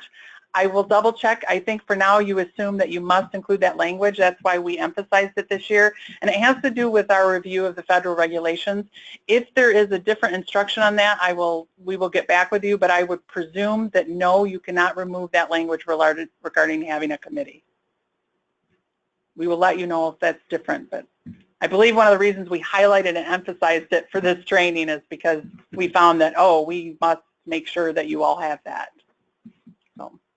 But it's not the committee who has to hold the hearing. Oh, the other question he asked is, does the committee have to be the one that holds the public hearing? And the answer to that is no. You can have other entities, could be at a council or board meeting. It could be a separate meeting where you have some representatives from your community, your local government there. We don't specify that. The hearing can be held by a number of entities or persons. All righty. The next attachment we're just going to discuss briefly is the Fair Housing Action. In our slide presentation, this is 2 slides, but it's generally, I believe, 1 page. It may carry over to a 2nd page. What we want to highlight here is that you must submit this form with your application. Each applicant needs to select at least 3 actions to be completed in conjunction with this project. And please note, Fair Housing Actions previously completed for other projects or awards do not count. It needs to be with this particular project. Now, some actions that you've completed may be a part of the application process. If you don't already have a citizen participation plan, or if you need to update it, that may count, or your fair housing ordinance, if you need to update it, and you do that during the application process, that's still considered part of the project for which you are applying. But please bear in mind, for activities that were done 3, 5, 10 years ago, we are not going to submit that you put something in the paper 10 years ago and count that towards this particular project. Also, the actions that are selected will only be required to be completed if you are awarded CDBG funds. So you'll select at least 3 items. I want to point out for you that at the end of the list, we provide you 11 kind of standard items that seem fairly reasonable, I think, to complete. We do provide options, though, for you to fill in or make up 2 of your own. So if you want to be creative, by all means, feel free to suggest something. We don't want to limit you to what is necessarily prescribed. Bear in mind, if anything requires that it be posted or distributed to the local community, you need to do your due diligence in actually getting the word out. It's not sufficient to just have the board president stand up in a meeting where it's only the 4 other board members and make a proclamation, because nobody outside that room, with the exception of maybe some mice in the walls, heard what was going on. So we want you to communicate to your local community. The community will then list their name at the bottom, and they'll also indicate the date by which they anticipate, if they get an award, that all of these activities would be completed. We also have and provide a sample resolution to adopt a fair housing ordinance. UGLUGs must have an adopted fair housing ordinance to be eligible for CDBG funding. This sample is provided to you with the application attachments found and available online.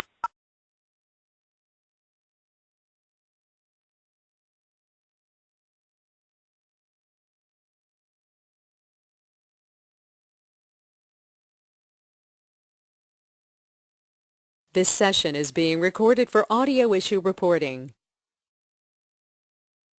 Okay, that was an interesting interruption. So we're hoping that the audio continues. If we get knocked off, we'll continue to work with it here. You're still recording. Thank you. All right, we want to make sure that you submit a copy of the ordinance and the adopting resolution with your application information so that we have this. You also want to be sure that your ordinance is updated for the items that we've covered, and it must be documented. We also want to make sure that you update the list of protected classes. If you haven't touched your fair housing ordinance in quite some time, please look at section 106.5 of the Wisconsin State Statute, or you can include a simple reference to the state statute in the ordinance, but that does need to be. Audio issue recording has finished.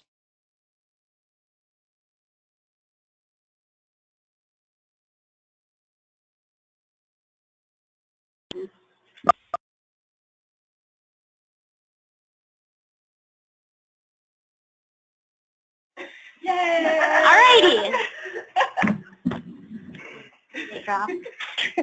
That's Does it new. say I have it's not recording? experienced it before. I would hit stop and just try to hit We're working out Start some again? technical details Do you want here. me to stop recording? start once more. Yes, recording. It says this session is being recorded. Okay. Okay. We're moving forward. Alrighty. We have been entertained. Oh, is this you? Mhm. Okay. So another attachment we include is your slum and blight certification. If you're using, or if you're planning to qualify under the slum and blight national objective, you'll use this form. As you'll notice here, you're going to indicate at the top, be sure to indicate whether it's area basis or spot basis. Note that for area basis, you will need to verify that you're meeting the state statute related to slum and blight, and that you've made the declaration accordingly, and indicate that the, note that as we discussed earlier, at least 25% of the properties in the area that you're saying is designated as slum and blight is slum and blight, designated as slum or blighted. And then you would indicate the things that qualify it as slum or blight. For spot basis, you're going to fill in that information as well. Note at the bottom of this, it's very, very important, this can get missed. You need to have your chief elected official sign off on this. Okay, do not miss that point. Another item we get a lot of questions on is the Residential Anti-Displacement and Relocation Assistance Plan. This is different the last couple of years. If you've applied in the past, it was just called a relocation plan, and then we learned that that was causing some confusion, because if you actually have relocation as part of your project, you have to have a very specific relocation plan related to that. This is just a general contingency plan, and it's required to be in place before you're eligible for the award of CDBG funds, another HUD federal regulation. So you must have this plan in place in order to be eligible for funds, and therefore we require at the time of application. All of you, both planning and public facilities projects, must have this in place. We provide a template here for you. Again, it's called a Residential Anti-Displacement and Relocation Assistance Plan now instead of a relocation plan. If you've had something in the past that you've used and that has the same language, then you should be okay. You may want to do an amendment to just rename it, because it's not really just a relocation plan. But you'll need to have this in place. There are some examples in the template of the activities that you would do as part of that contingency. You would select the things that are applicable to your community. This is where you can customize this plan. The rest of the language you must have in there, but there is a part that says it has several different examples of actions that you would take as a community, and you'd select the ones that are most realistic and applicable to your community and select those for the plan. In addition, just note that if there are some contingencies that relate to one-to-one replacement of LMI housing, and there are some exceptions to that, and you need to understand that there's one-to-one replacement if anything happens that you would be dislocating or damaging housing or causing relocation or displacement. But there are also some contingencies, and you would work through, you'd submit a request to get a determination if one-to-one replacement is required, and that must be in your plan.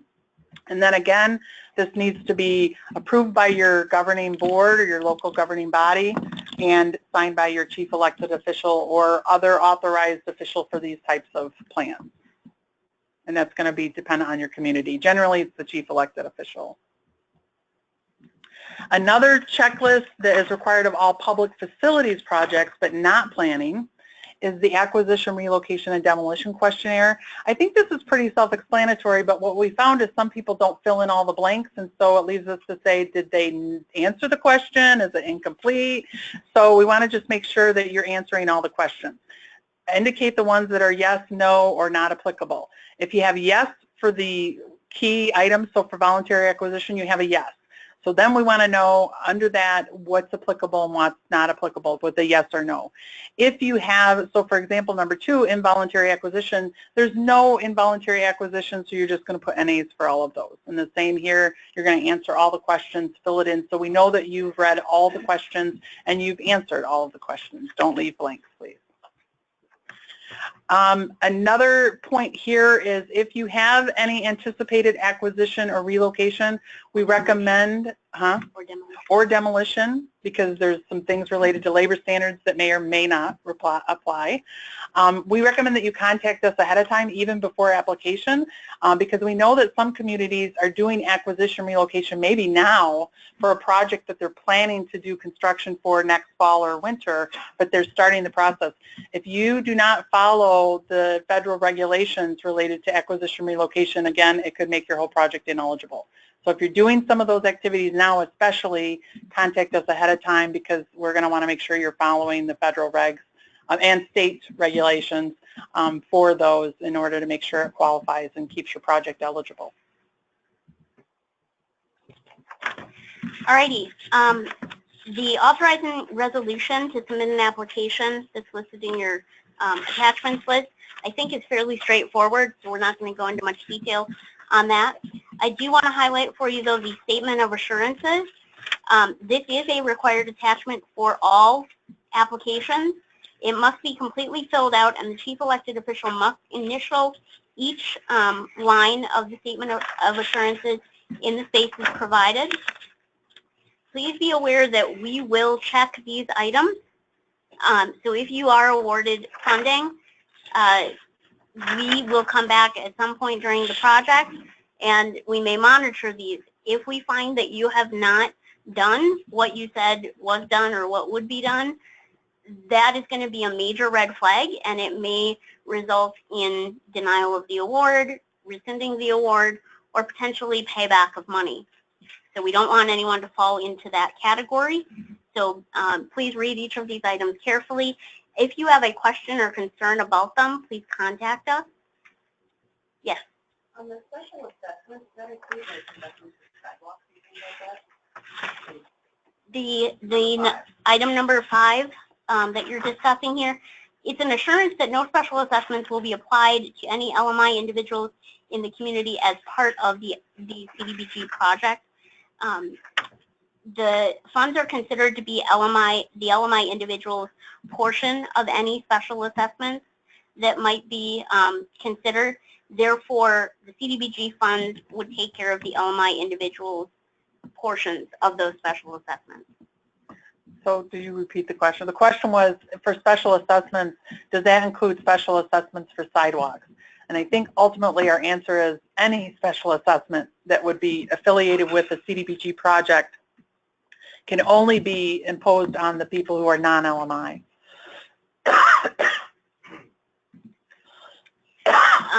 The second page, this does run over to a second page of assurances. Please make sure again that this is fully completed and that you do have a signature sign-off at the bottom.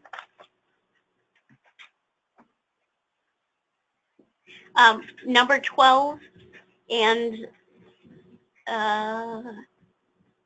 number 12 especially, we want to point out that you are acknowledging that you cannot commence for a public utilities project any construction prior to the environmental review being completed, the appropriate wage rates being used and requested, establishing your employment levels if applicable, entering into development agreements if applicable, and having a system in place to track job or LMI benefit, again, if applicable to your project.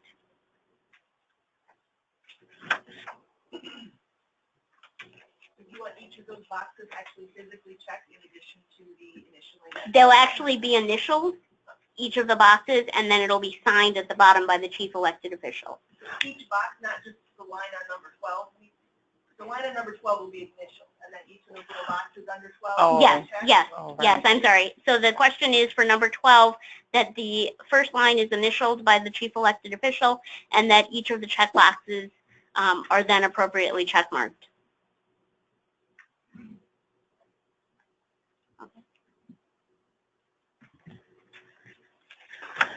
Another question we get a lot on is why do we have to have a resolution to adopt a policy to prohibit the excessive use of force and the barring of entrances and exits for nonviolent civil rights demonstrations? Well, guess what? This is a federal regulation, and it ties to the Civil Rights Act of 1964, and HUD projects have to adhere to this. So you must have this policy in place. We've provided a template, and if you've adopted this similar template in the past, you don't need to re-adopt one. If you have one in place, you can use that. But it must include the language that's included here. And note the first two items that have the arrows there are the things that are in your statement of assurances. And then the other items, again, these aren't new to the template we've provided you, but this is all the language that were required. In the past, I think in 2013, 2014, we just had you submit an excessive force policy, but what we were finding is the excessive force policy didn't cover this specific language, and the federal regulations say you must have this specific language in your policy. So you must do that, and if you have any policies in place that contradict what's listed here, you need to amend those policies and work with your local law enforcement that may have those policies in place to ensure that this is important. And I think, you know, given over the last few years, we've seen lots of different demonstrations throughout the country. I think it's really important not to take this lightly and to truly consult your local law enforcement before you would adopt the policy for the application. And the final item we're going to cover is an attachment, but it's not one that we provide for you. It's one that you generate, and that's that search on sam.gov that we referenced. SAM.gov is the system for award management. This is a federal system where you list where folks are registered and in the system, and it's not just local governments, it's contractors and the like. This is where you're going to, if you're debarred, it's going to indicate this, but otherwise it's just registering those who are receiving federal awards and have federal monies. So here you are going to submit a search record to show that you are not on the debarment list according to SAM.gov. To do this, you can use the quick search button and you can just put your name in there. You could also search by DUNS number, but we have found some communities that maybe haven't had a CDBG award in the past or recently don't have their DUNS number registered in the system. So then you would show up as not being in the system. Whereas if you search by your name, that's more likely going to for sure be in the system. Miriam has a comment. One of the things that I've noticed is that some communities may have multiple DUNS numbers, depending on which program they're in, so that can be really challenging. Yes, you may come up with something, but it could be for the police department. Yeah, and you want to ensure that if you're providing a search results for something that has a DUNS number, that it's the DUNS number you're applying under, because otherwise it wouldn't really be your record. So you'll do you can do a quick search on sam.gov and you're going to get results. But initially, the record status, this is registered and active and inactive persons that are registered in the system, meaning you've been in the system before. The default actually comes up as just only active. So you actually have to add to your record status active and inactive. All right, so that's the first thing you're going to need to make sure that you're doing is changing that default, and then you're going to get results, and it's going to look something like this if you're in the system or if somebody with your similar name is going to be in the system. I do want to point out you're going to check mark the inactive box, so both of them are marked, and you have to click the button that says Apply Filters, and that will rerun the search. Yeah, this is the Apply Filters, so you have to click that after you click the inactive, because the active will already be clicked. You'll have Apply Filters, and then it'll regenerate your results again with new information. So here, if we look at this, I had searched town, turtle, town. You could search turtle, you might get 1,000 results. And you can narrow, there's ways that you can narrow down. So if you do get 1,000 results, you can narrow down by geographic location. There's a few other things. I'm not going to go over those, but you can have fun experimenting on the system yourself. But here, what we're looking for, this green entity box, this, if you have a debarment in the past or are currently debarred, it's going to be purple, and it's going to be an indication that you have had or are debarred. The other thing we'll notice is whether you're active or inactive in the system, if you have an active or inactive registration. At this point in the process, we aren't requiring that you have an active registration. We don't require that at the time of award. However, at the time of application. However, if you are awarded funds, we will require that you be registered and you have an active registration with your DUNS number registered on the system. Now, that can take some time, So you may want to think ahead, again, thinking optimistically that if you're awarded, you're ready to go, because it could delay your grant agreement execution if you're not registered in the system. So we recommend you might as well do it because you got to do it for other federal awards too. It's not just CDBG. So we do recommend that. So when you get your results, you're going to see these results, and then you're going to save it as PDF. Now, you could just do print screen or something like that, but we found that saving it as a PDF and providing that is going to give us the full record as well as how you searched. It's going to give us the search criteria you used to search your record. That's what we want. So please use the Save PDF option and print from there. Now, say you're a community that's not in the system.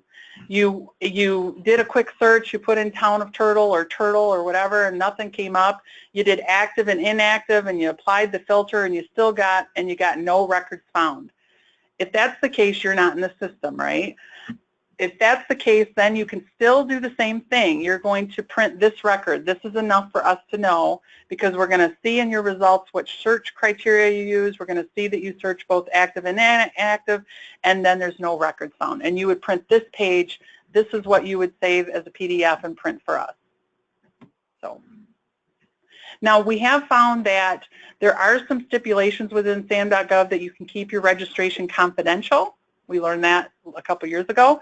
And if that's the case, usually you can get an email from the SAM.gov that you could request that through the help features, and that could be something you could provide in addition to this. You can show your search criteria, but then show we have an email. It's not a necessity, but for this it's going to serve. If you're debarred, you can't hide your registration. So if there's no record, there's no hiding it. If you're debarred, it's not going to hide it. It's going to show it. But otherwise, down the road, like I said, we may need you to show that you're registered, in which case there may be some other mechanisms you can go through to show us that. Okay. So that wraps up the PF application review. Do we have any questions related to program or the PF application at this point?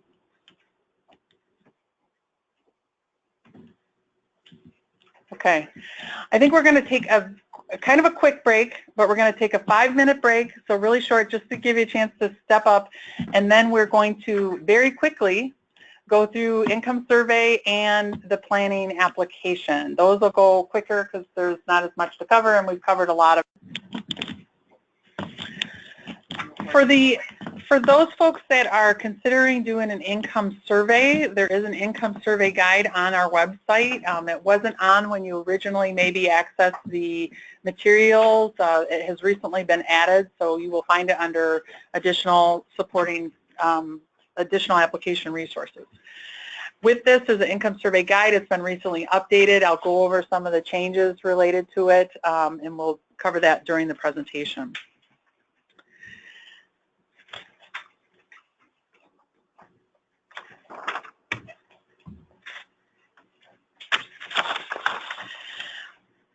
So for the income survey itself, a couple of things. One, for HUD, they would like us to have our grantees or our applicants use the HUD LMI summary data that Joe had talked about previously, but sometimes the summary data is not going to meet your needs for your community. There are a few reasons where you may need to or want to do an income survey. So first of all, it might be that you don't agree with the survey data, or the HUD LMI data. You see that the income or the LMI for your community is not 51%, which is the minimum threshold you have to meet, and at least 51% of your community has to be LMI for a community-wide project. And so you believe that is inaccurate, and certainly there are margins of error with every survey, so you could conduct one yourself, and HUD does allow for that. They do want you to use the HUD data to the maximum extent feasible. So if you are opting to do an income survey to prove community-wide benefit, you would have to indicate why you think the HUD data is not representative of your community. So it might be that there's been some recent changes in your community, economic changes, housing changes, whatever it may be, that you believe may have impacted your LMI. Or it could be in reference to the margin of error that you see on the ACS data, because HUD uses the ACS data as part of their formula for determining LMI.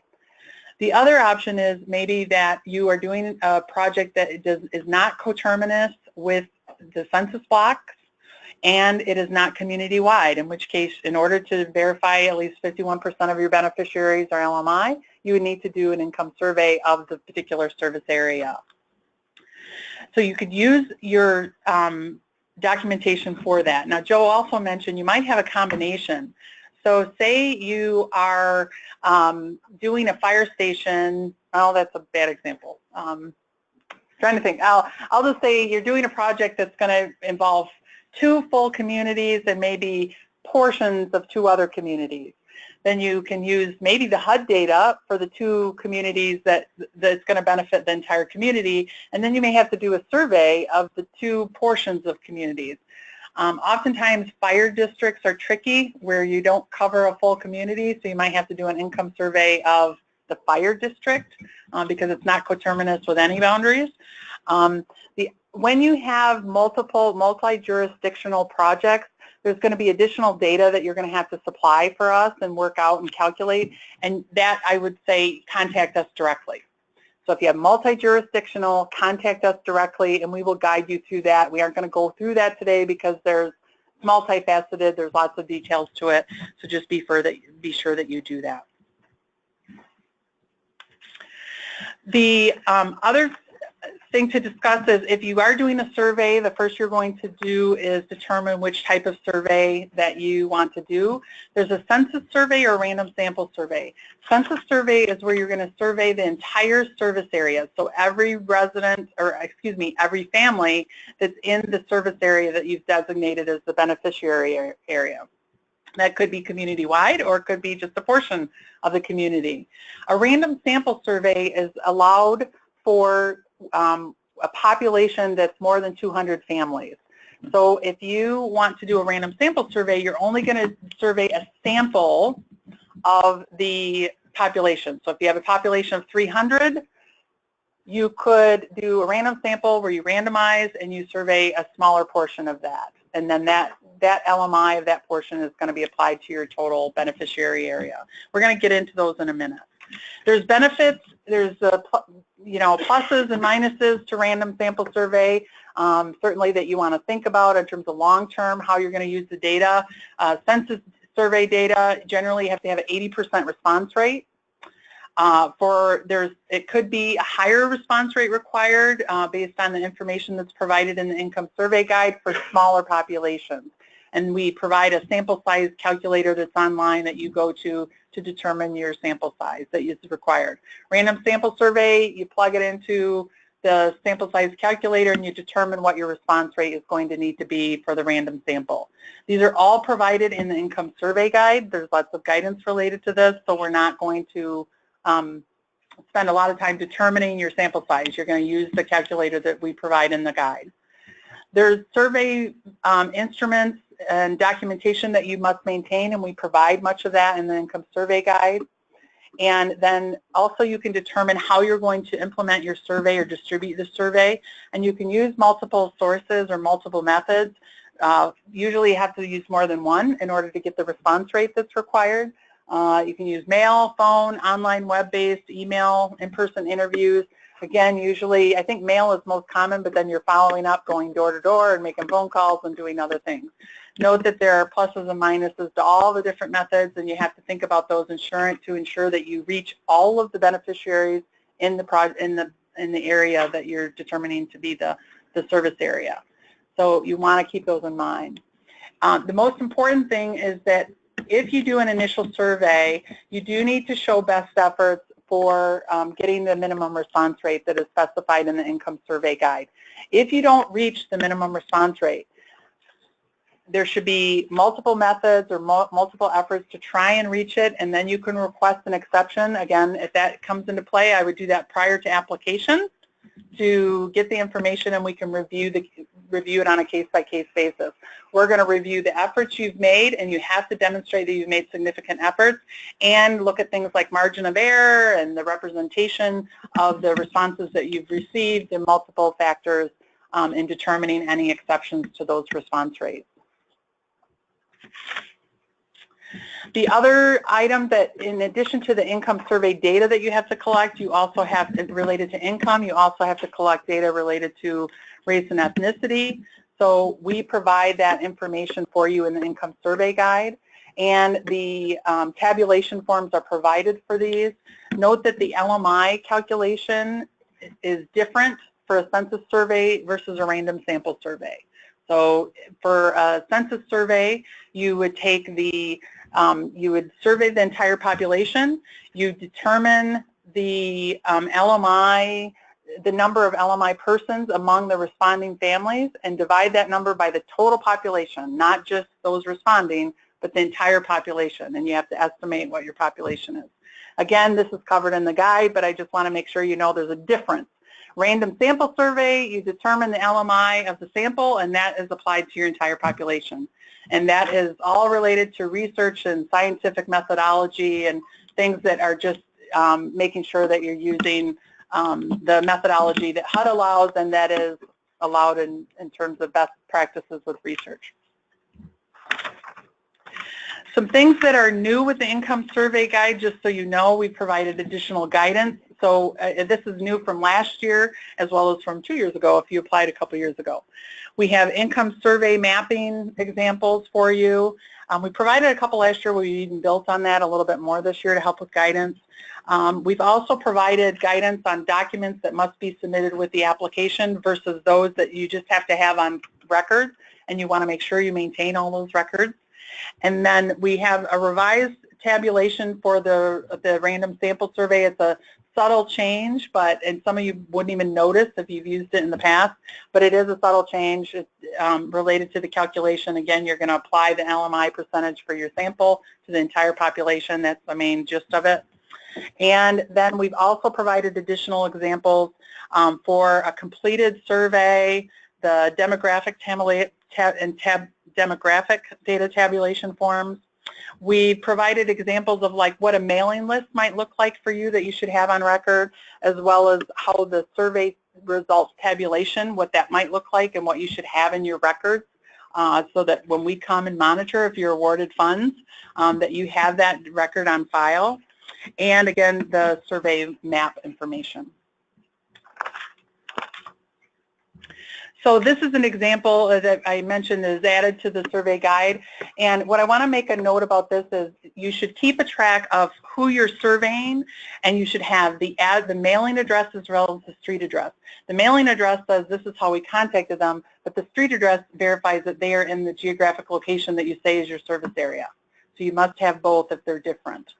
The other thing that you can consider, and this is, we haven't emphasized this in the past, we've said, you know, you want to have as much confidentiality with your surveys as possible. This is a way to do that. Instead of listing a family name here, you could keep that separate and just apply a survey number. A thing to note here is you'll notice that we've applied a survey number to all of the surveys. This survey cannot be anonymous, meaning you can't just say we got these results and we aren't going to identify who we got them from. That's not something that is allowed with this public program. They can be confidential, meaning only people who must see the data have access to the data. You don't need your council members to see the names and addresses and all the responses, right? So you can either have an independent firm do that, so contract it out, or designate someone, one or more persons in your community that maintains those records, but that it isn't available to your council members or your board members or whomever. So you want to make it as confidential as possible, and you can do so by keeping records like this that assign a survey number to that. You must be able to identify who's responding, so that's why you assign a survey number. Other examples, Dale? Do people have an issue with families responding darting out or blacking out the survey number that they might have on the survey instrument? So they'll fill it out to return it, but they'll know that that's how, but they don't want their household tracked. Yeah. So the question is there an issue with people blacking out the survey numbers so that you can't identify them? The answer to that is yes, sometimes. And in that case, it puts you in a bad position because you then can't track that response. You can't prove that that came from someone. So in that case, that would be considered an invalid result. You can't tie it to someone. You could count it as it was a response. We just don't know who it came from. I think that you, in your language, and I know some folks have kind of emphasized this more than others, in our template, we just kind of give you a general template of which, you know, the letter that you would send with your survey. And some have emphasized that more, that we do need to be able to have responses. This is confidential. We don't see, you know, our council doesn't see this or whatever. You can emphasize that, but it's just, there's no way we can get around it. We have to be able to show, and we have had a survey reviewed by our HUD visitors, and they went through it pretty detailed. So you have to be able to validate responses. So it's unfortunate, but yes, you want to emphasize.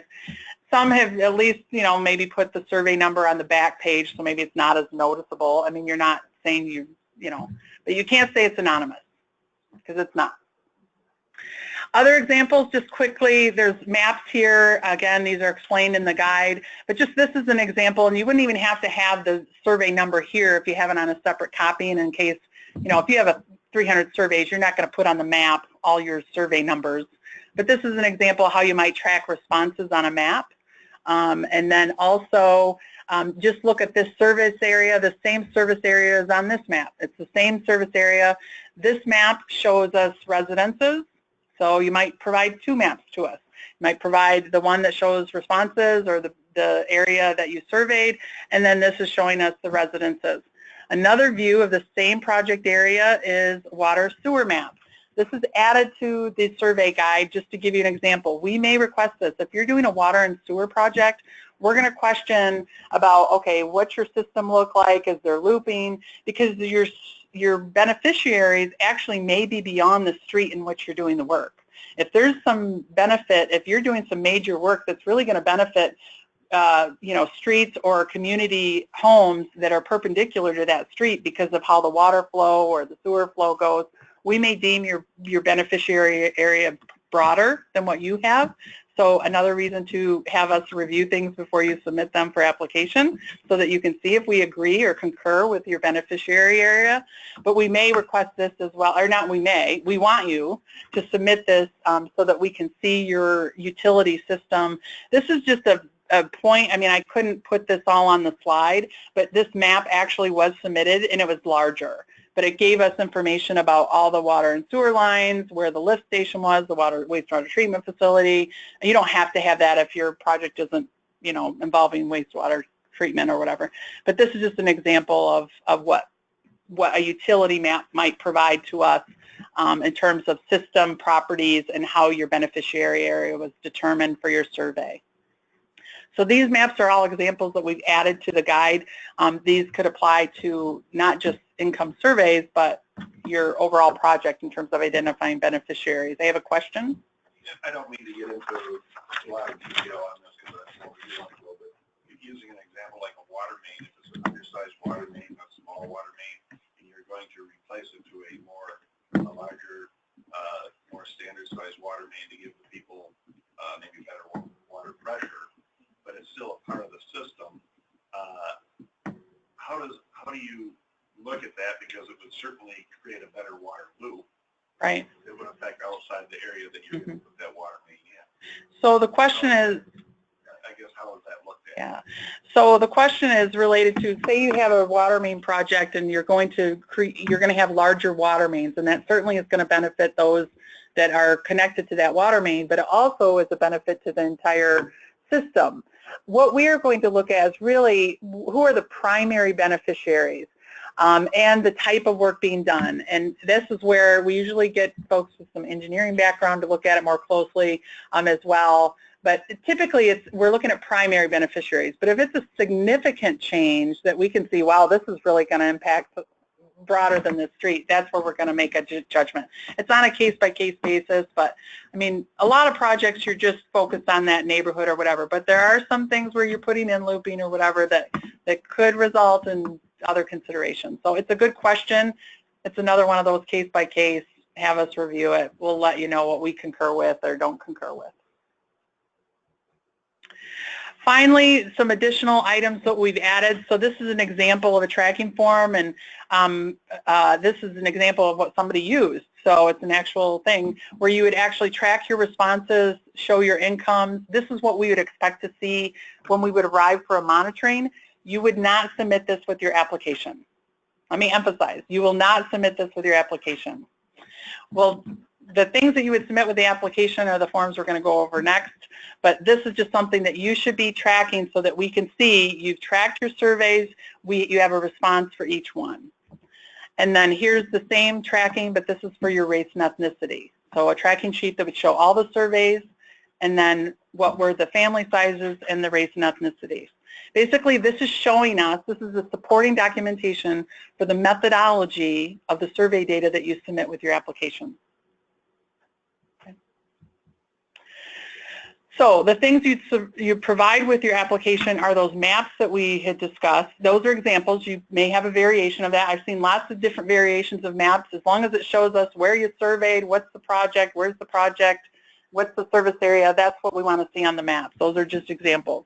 The other are these tabulation forms. So there's a different tabulation form for the census survey than the random sample survey.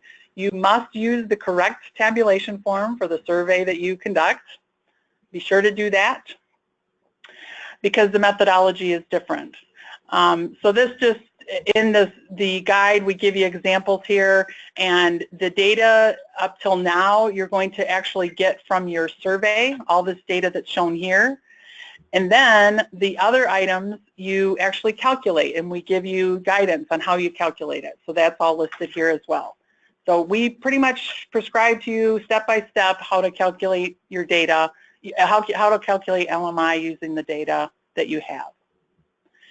So another option, another thing here just to note, if you have 100% response rate for your survey, when you're determining your population, which is this item here, you would actually just use your survey data. If you don't have 100% response rate, we give you different methods that you could use, and this is using the survey data because they had 90% and they calculated their population. You need to calculate the number of LMI persons from your survey, and then you have to estimate your population or determine your population and divide those numbers, and that's where you're going to get your LMI percentage. This is all provided for you. Random sample survey, and I mentioned this is a little bit different. So here you're going to fill in your information, you determine what your sample size is using the sample size calculator, and then the data that's shown here all is drawn from your survey or from the calculations that we provide for you in the bracket. You determine the LMI percentage of your entire, or of your sample that you surveyed, and that is applied to your entire population. Isn't that awesome? When you do this, we still need to know the number, we still need to know the population because we enter that into the federal system, so you're still going to provide us, and we've given you a few different methods here, and we actually added to this just so you know.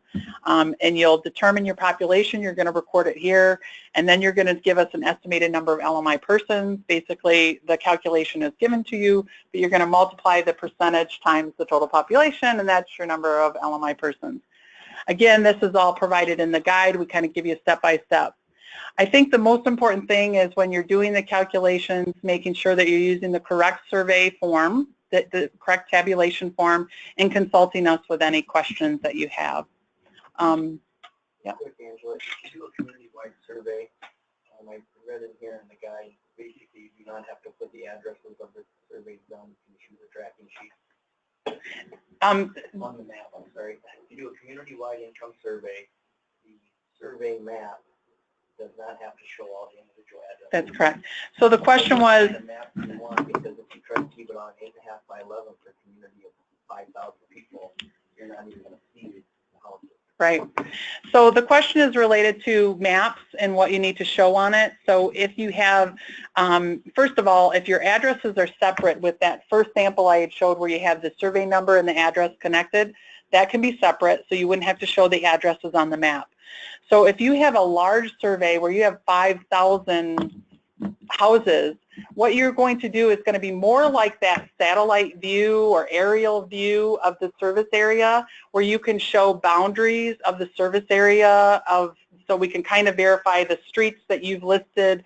If we were going to come and visit for a monitoring visit, we would verify the streets that you say were included in the survey were included. If it's an area-wide, meaning our community-wide benefit, then you're just going to show the boundary of the community and show on a separate sheet your results. Yeah, you wouldn't, it's going to vary in that way because community-wide is much different where you're just showing, with the community-wide you're going to show where the project is occurring, so which streets or which buildings or whatever, you're going to show that location and then the boundary of the full area. That's not going to be as specific versus a little neighborhood or 2 streets. I have another question. And maybe you just answered this, but if we have a wide area like that, can we show you zoomed out version and then break it up into sections? Yeah. So the question is, can we show, if we have a large area and we want to show different areas, can we have a overview, like a broad view, aerial or whatever, even a Google map, and then show additional maps with narrower areas? Yes, and we recommend that. That is helpful to us. If you show us the big broad view and then show us the individual street or streets on separate maps or map, then you can do that. And you'd include that all as part of the income survey attachments. And remember, the income survey attachments are only going to include your maps to prove this project service area, that's what we're looking for, and your tabulation form. So this is the other tabulation. I'm not going to go over the examples. They're actually in the income survey guide, and just for the sake of time, these are just showing this. I think the main thing is that you are reporting the number of persons that fit under these categories for the family size. So I will discuss one, and this is for the first one here where there's a 2 and a 1. That represents a family of 2. There's 2 people in that family of 2, and one of them is Hispanic. So I have 2 under family of 2 for that 2 people, and 1 is Hispanic, so I'm going to list that there. So you're listing number of individuals here. Okay. Here are the income resources, and of course the income survey guide is number 1, and it's on our website, and you'll want to contact us. Any questions? Okay. All right, we're going to turn it over to Charlie to go over planning. Okay, thank you, Angela. We'll shift over to planning and try to run through the tape as we come against our 1 o'clock deadline here. You need to be over here so we can hear you. Okay? Everybody hear me okay? Okay, shifting over to planning. So as with public facilities, the CDBG planning grant application materials can be downloaded from our website at the Bureau of Community Development. Here on the website displayed here on the slide. Please download the electronic document prior to application submission. That's going to help ensure that you are referencing the most up-to-date version of the application. So we're going to go ahead and cover the relevant points of the planning program. And there is a lot of overlap with PF, so I'm not going to go over each redundant aspect into much detail.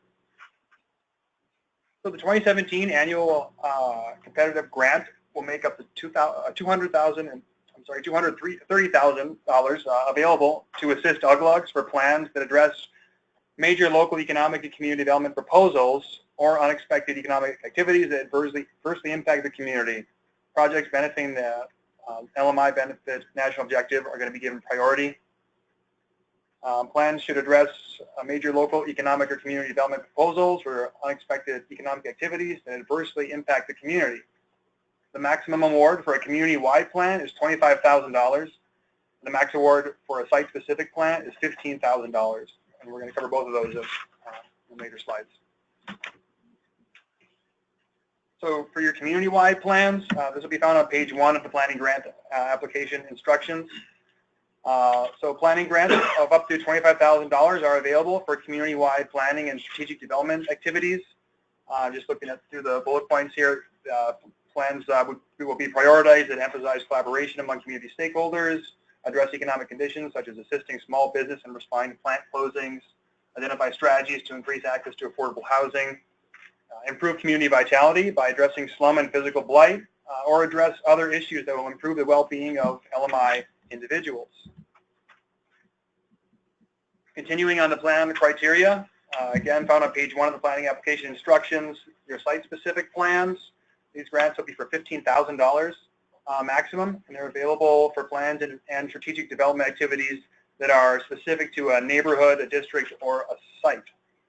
They may be specific neighborhood or district. There may be, they may be for a specific neighborhood or district within a community, or to help plan for the use or reuse of a specific site. For example, the adaptive reuse of a formal hospital or school building, or the potential use for a parcel of land. We have a question? Yeah, Sure. do you consider in that definition of the site-specific versus community-wide, you have a sanitary district that is the whole community, is that eligible for the $25,000, even though the sanitary district is not a municipality? I'm not sure. So- Put on that one. I think we'd have to look at that, Bart, to see what the scope of the project is versus. Right, if it's like a whole water system, I assume it's for a sanitary district. You know, it might have 500 people in the district, but that's not a municipality in your definition. Right. So is it eligible for 25 or 15? Can you repeat the question?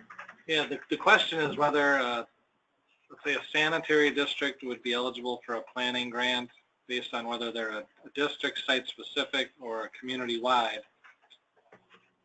I'm going to take a look at that, I guess, to double-check, but I sense that that may be a community-wide.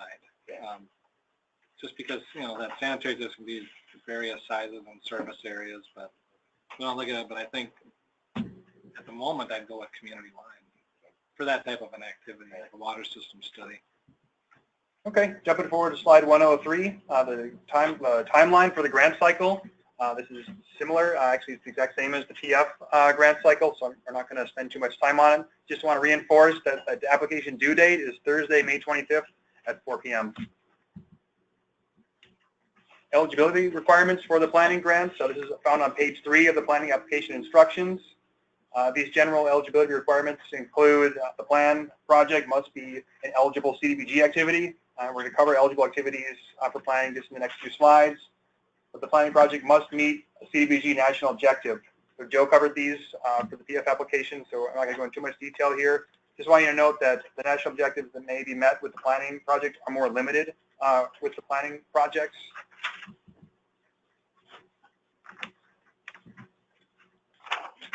Okay. For continuing on eligibility, excuse me. Okay, 105. Continuing on eligibility requirements found on page 3 of the planning application instructions. So similar to PF projects, the local government must meet a 50% match for the project. However, for these ones, instead of a 10% local match, there needs to be at least 25% of the total project cost. It's got to come from your local government match. So these local match funds can be derived locally and not from any federal or other state sources, such as fundings in existing local government bank accounts, loans, or local government revenue generating sources.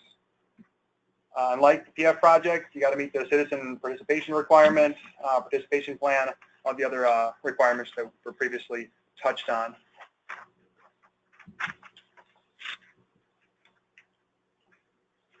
Continuing on eligibility requirements.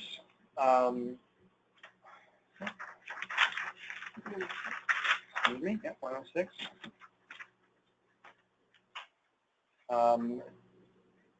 So the requirements are listed here. The specific project has to serve a public purpose. The specific planning cost estimates are reasonable. They have to be reasonable costs and reflected in the proposed project budget section of your planning application. The planning for the specific project has to have the support of local community or economic development organizations and business groups And the local government has to have the capacity and the capability to conduct the planning, or the local government must commit to the retention of professional planning services. And the planning will likely result in the implementation of a specific project being planned. The plan should lead to some actionable project. Okay. Just wanted to reinforce that all-glovers are not eligible to receive CDBG funds from the same program in 2 consecutive years. Comprehensive plans will If it's the question is a comprehensive plan an eligible project cost, and they are if the community is low to moderate income. Oh, that's big. That's big. Yep, comp plans, individual project plans, community development plans are listed here. Basically, direct plan actions that we're looking to finance direct planning actions that will address the national objectives of LMI benefit or slum and blight. Let's see. No, I think we're okay.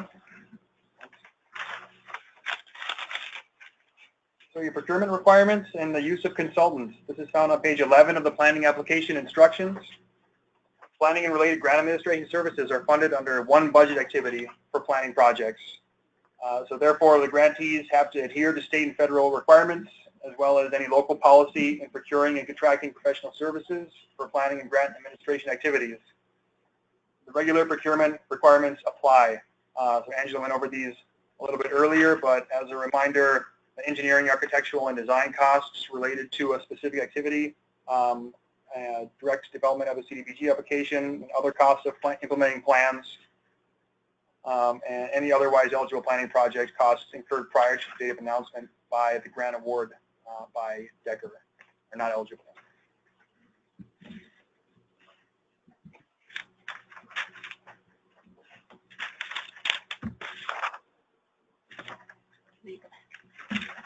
So we're on 108. Finish that one. 109. Yep, okay. So your application scoring and review. This is found on page 4 of the planning application instructions. As you can see, this is much different than the PF criteria. It's a 1 to 60 point scale. So 1 through 50 points are based on the project needs section of the application, and there's an additional 0 through 10 points will be awarded based on the planning and collaboration section.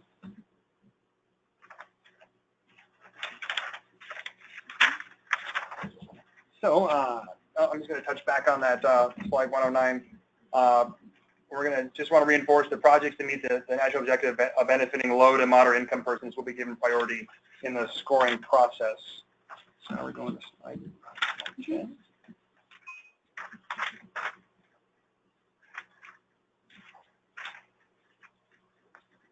So this is your application form. Part 1 is the grant request. This is found on page 1 of the planning application and pages 6 through 7 of the planning application instructions. Similar in format to the PF application. The entire application is fill in the blanks. You just mark the appropriate check boxes, very similar to the other application. It's very similar, so I'm not going to go through these with you as we did before, except to note that the grant request amount is different. The UGLA can request up to 50% of the total eligible project cost for a maximum up to $25,000 if it's a community-wide, 25 for site-specific. And at least 50% of the total eligible project costs must be covered by the applicant's local match On the funding. web, we had a request from a participant to go back to the timeline slide and just walk through that. Sure. There you go. So applications are available on our website now. We're holding application training today and next week. Applications are going to be due to DOA, the same as PF application due date. That's Thursday at May 25th at 4. We're going to go through our, then Decker staff will review the applications. We'll issue award letters the week of July 28th. At that point, the UGLUG has 45 days to accept the award. After that, if you've been issued a CDBG grant in this round, you'll be asked to come to one of the 2 training implementation training sessions here, Wednesday and Thursday, September 27th to 28th, October 4th and 5th. And then after that, we begin the pre-contract process. We draft our contracts, negotiate, and execute. And that's going to be September 12th, 2017 to December 31st, taking us to the end of the year, 2017. And December 31st is again the target. Obviously, that's contingent upon your responses and timeliness and any documentation or other things that may remain outstanding that would prevent the execution of the grant agreement. Okay, so we are on 11. Okay, just moving through this application for planning, part 2. Again, similar to PF, it's found on page 1 of the planning application, page 8 of the planning application instructions. It's fill in the blanks. It's similar to the PF, so I'm not going to go into any details here.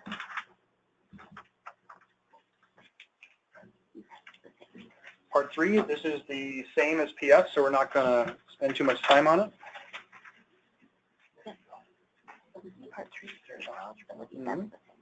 Okay. Part 3, initial eligibility, is going to be the same as PF, so we're going to move past that. Okay. Okay.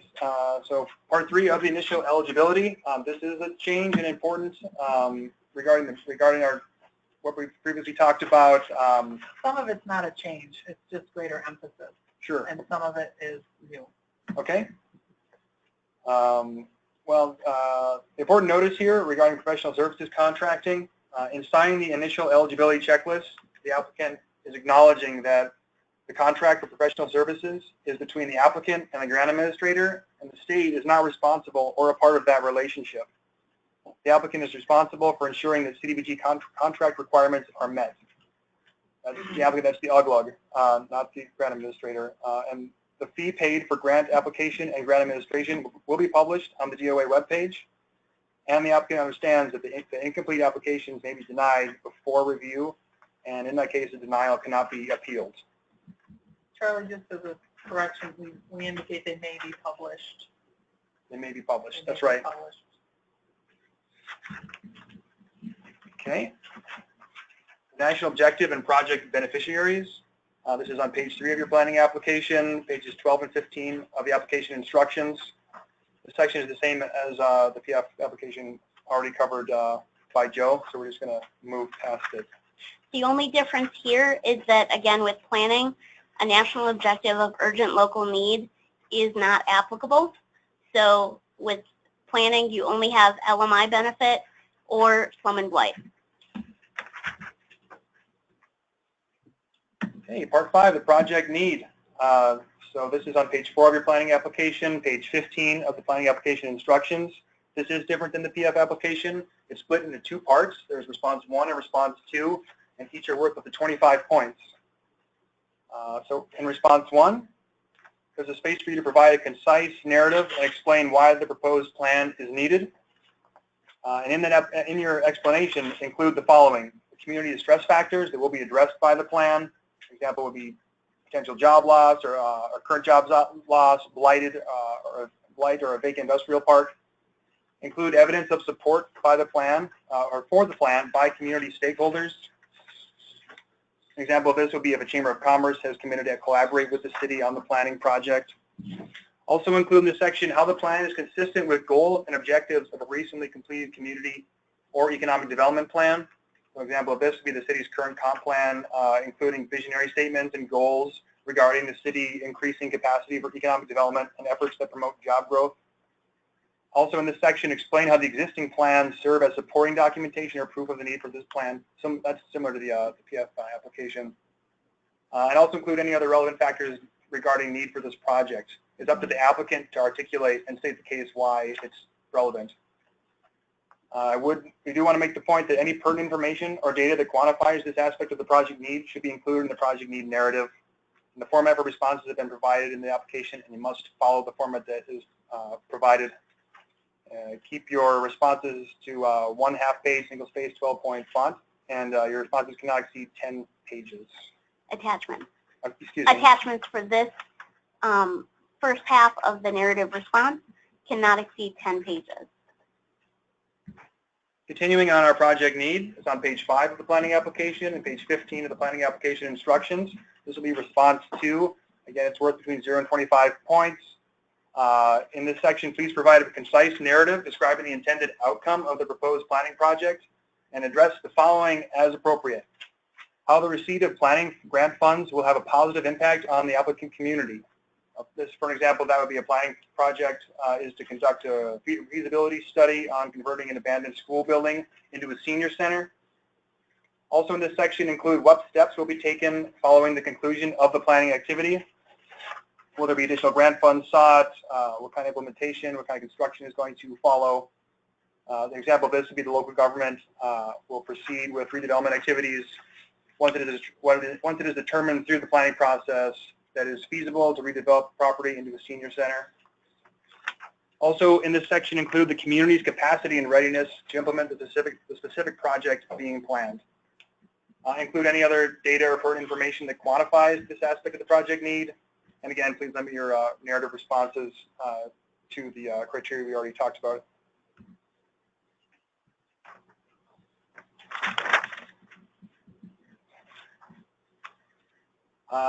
So your budget and commitment. Actually, just a note that the attachments for this section also cannot exceed 10 pages.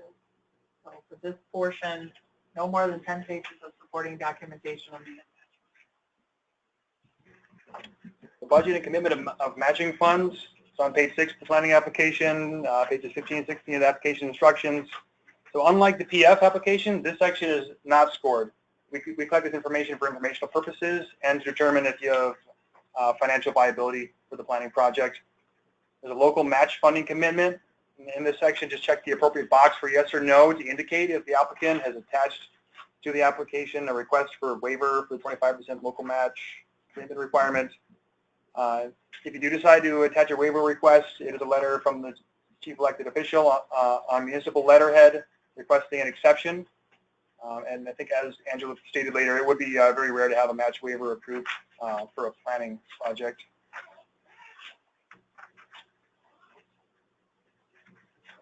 In this section also, there's a spot for you to include your funding sources for local funds committed to the project.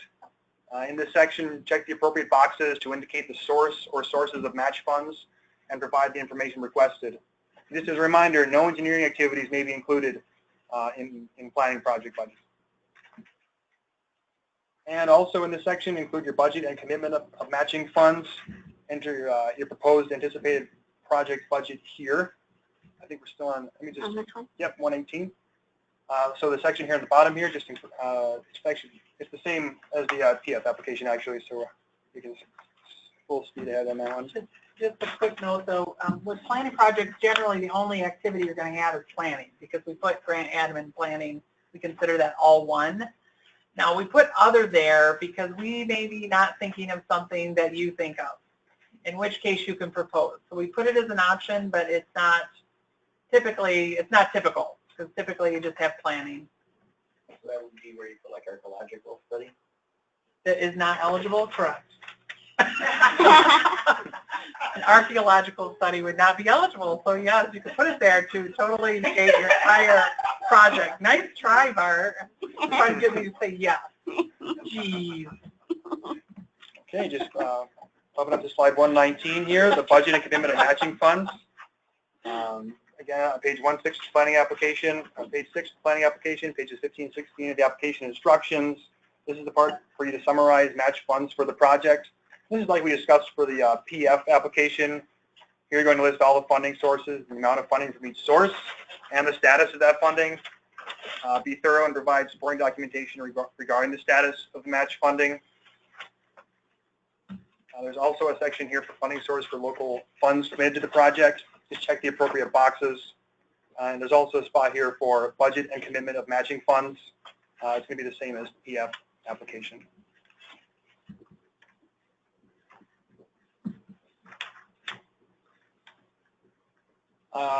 Part 7, the planning and collaboration. This is on page 7 of the planning application. It's on page 16 of the planning application instructions. The scoring criteria for part 7 is comprised of planning and collaboration. The whole section is worth up to 10 points. It's very similar to the PF application planning and collaboration section.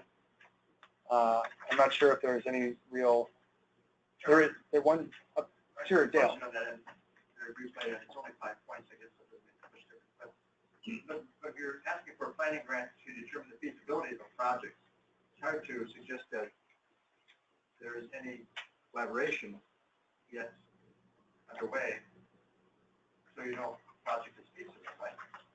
You don't see the result of this final planning project to turn into a feasible project, and then you can do a collaboration. So I'm going to try to paraphrase what Dale was asking about the planning and collaboration. And the collaboration, sometimes with planning, it's difficult to show collaboration if the plan is to promote, to determine the feasibility of a project. So first of all, you started out by saying it's only worth 5 points. One difference is actually it's not, planning and collaboration together are 0 to 10 points for planning. So it's not 5 points for planning, 5 points for collaboration. Because of the variation of how the responses have been for planning, we've put it all under 0 to 10 points total, and then we'll evaluate accordingly. Second of all, I think that it may be, but we're asking for that. We're asking for that planning and collaboration because with CDBG program, we're looking for efficiencies, cost savings. So a collaboration or planning, as it relates, could be related to, say your county is also doing a plan, and so you're going to save money because they're going to collect some of the data that then you can use as part of your feasibility study. That might be something that ends up being beneficial or create a cost savings or efficiency, or be a collaborative effort that you're going to work together. You're going to collect some of the data, county's going to collect some of the data, and you're going to benefit each other. So that could be an example. But certainly it's, we score it, we determine efficiencies and collaborations because that's the promotion of the CDBG program. So. Okay, and just continuing on planning and collaboration, we're on slide 121. This is going to be on page 7 of the planning application, 16 of the planning application instructions. Similar to the PF application, the collaboration and AKA coordination of efforts, it is similar, so we're not going to spend too much time on it here.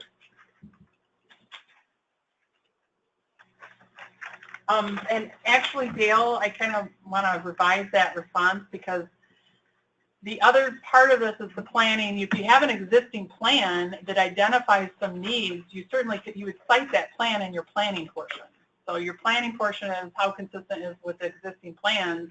So you may have some other plans in place that have visions, goals, whatever, that then you could tie to this effort, this feasibility study, and how that might apply to it.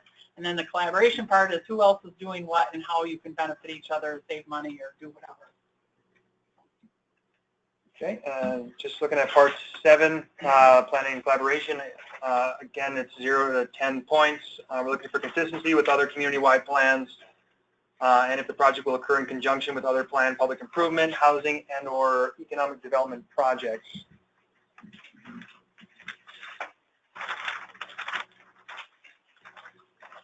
Continuing on planning and collaboration, again, page 7 of the planning application, 16 of the planning application instructions.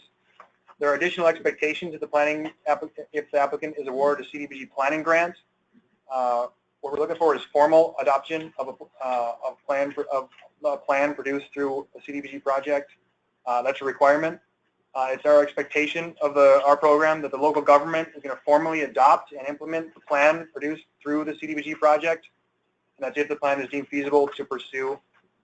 So if the plan is deemed infeasible or impractical for the community to adopt the plan, then it will be required that the local government formally approves the plan before being accepted as complete prior to submitting the plan to us, DOA Decker, for project completion certification.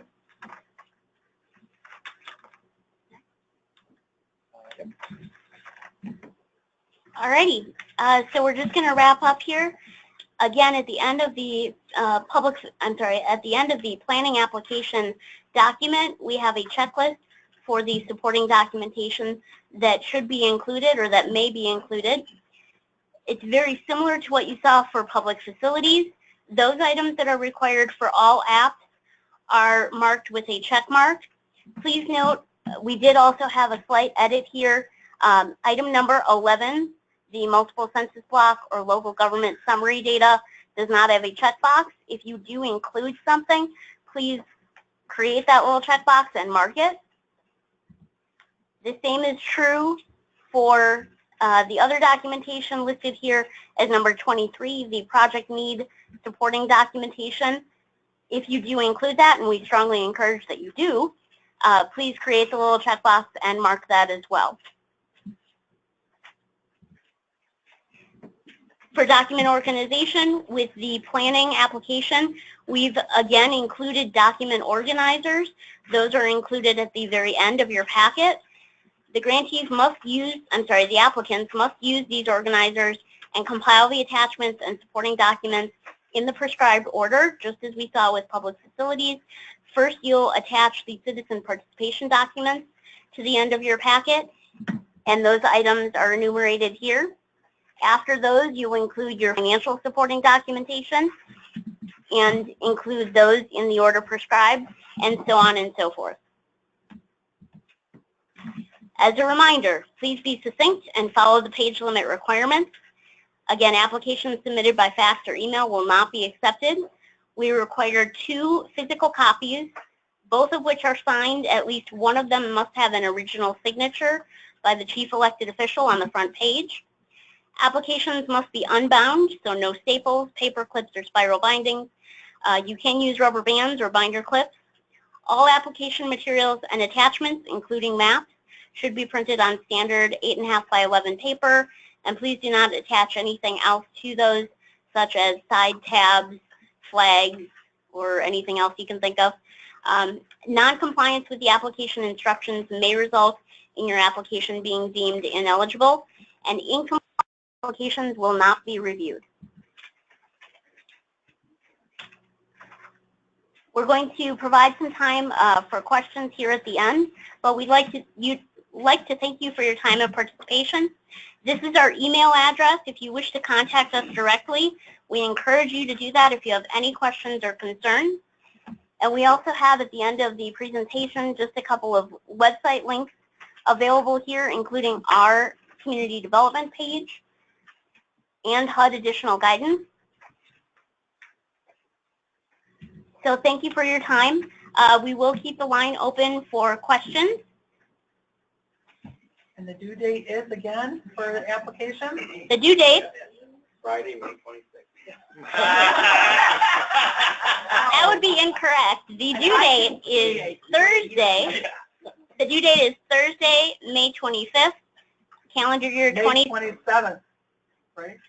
No, 25th. Oh, this is wrong in the notes. Never mind. All right. Okay.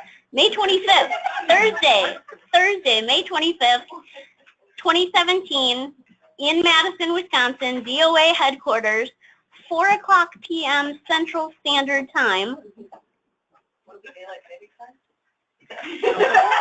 p.m. local time. 4 p.m. local time. Late applications will not be accepted. That's correct. Or scored. Thank you again. You're free to go. If you wish to stick around for questions, that would be fine. We are stopping recording.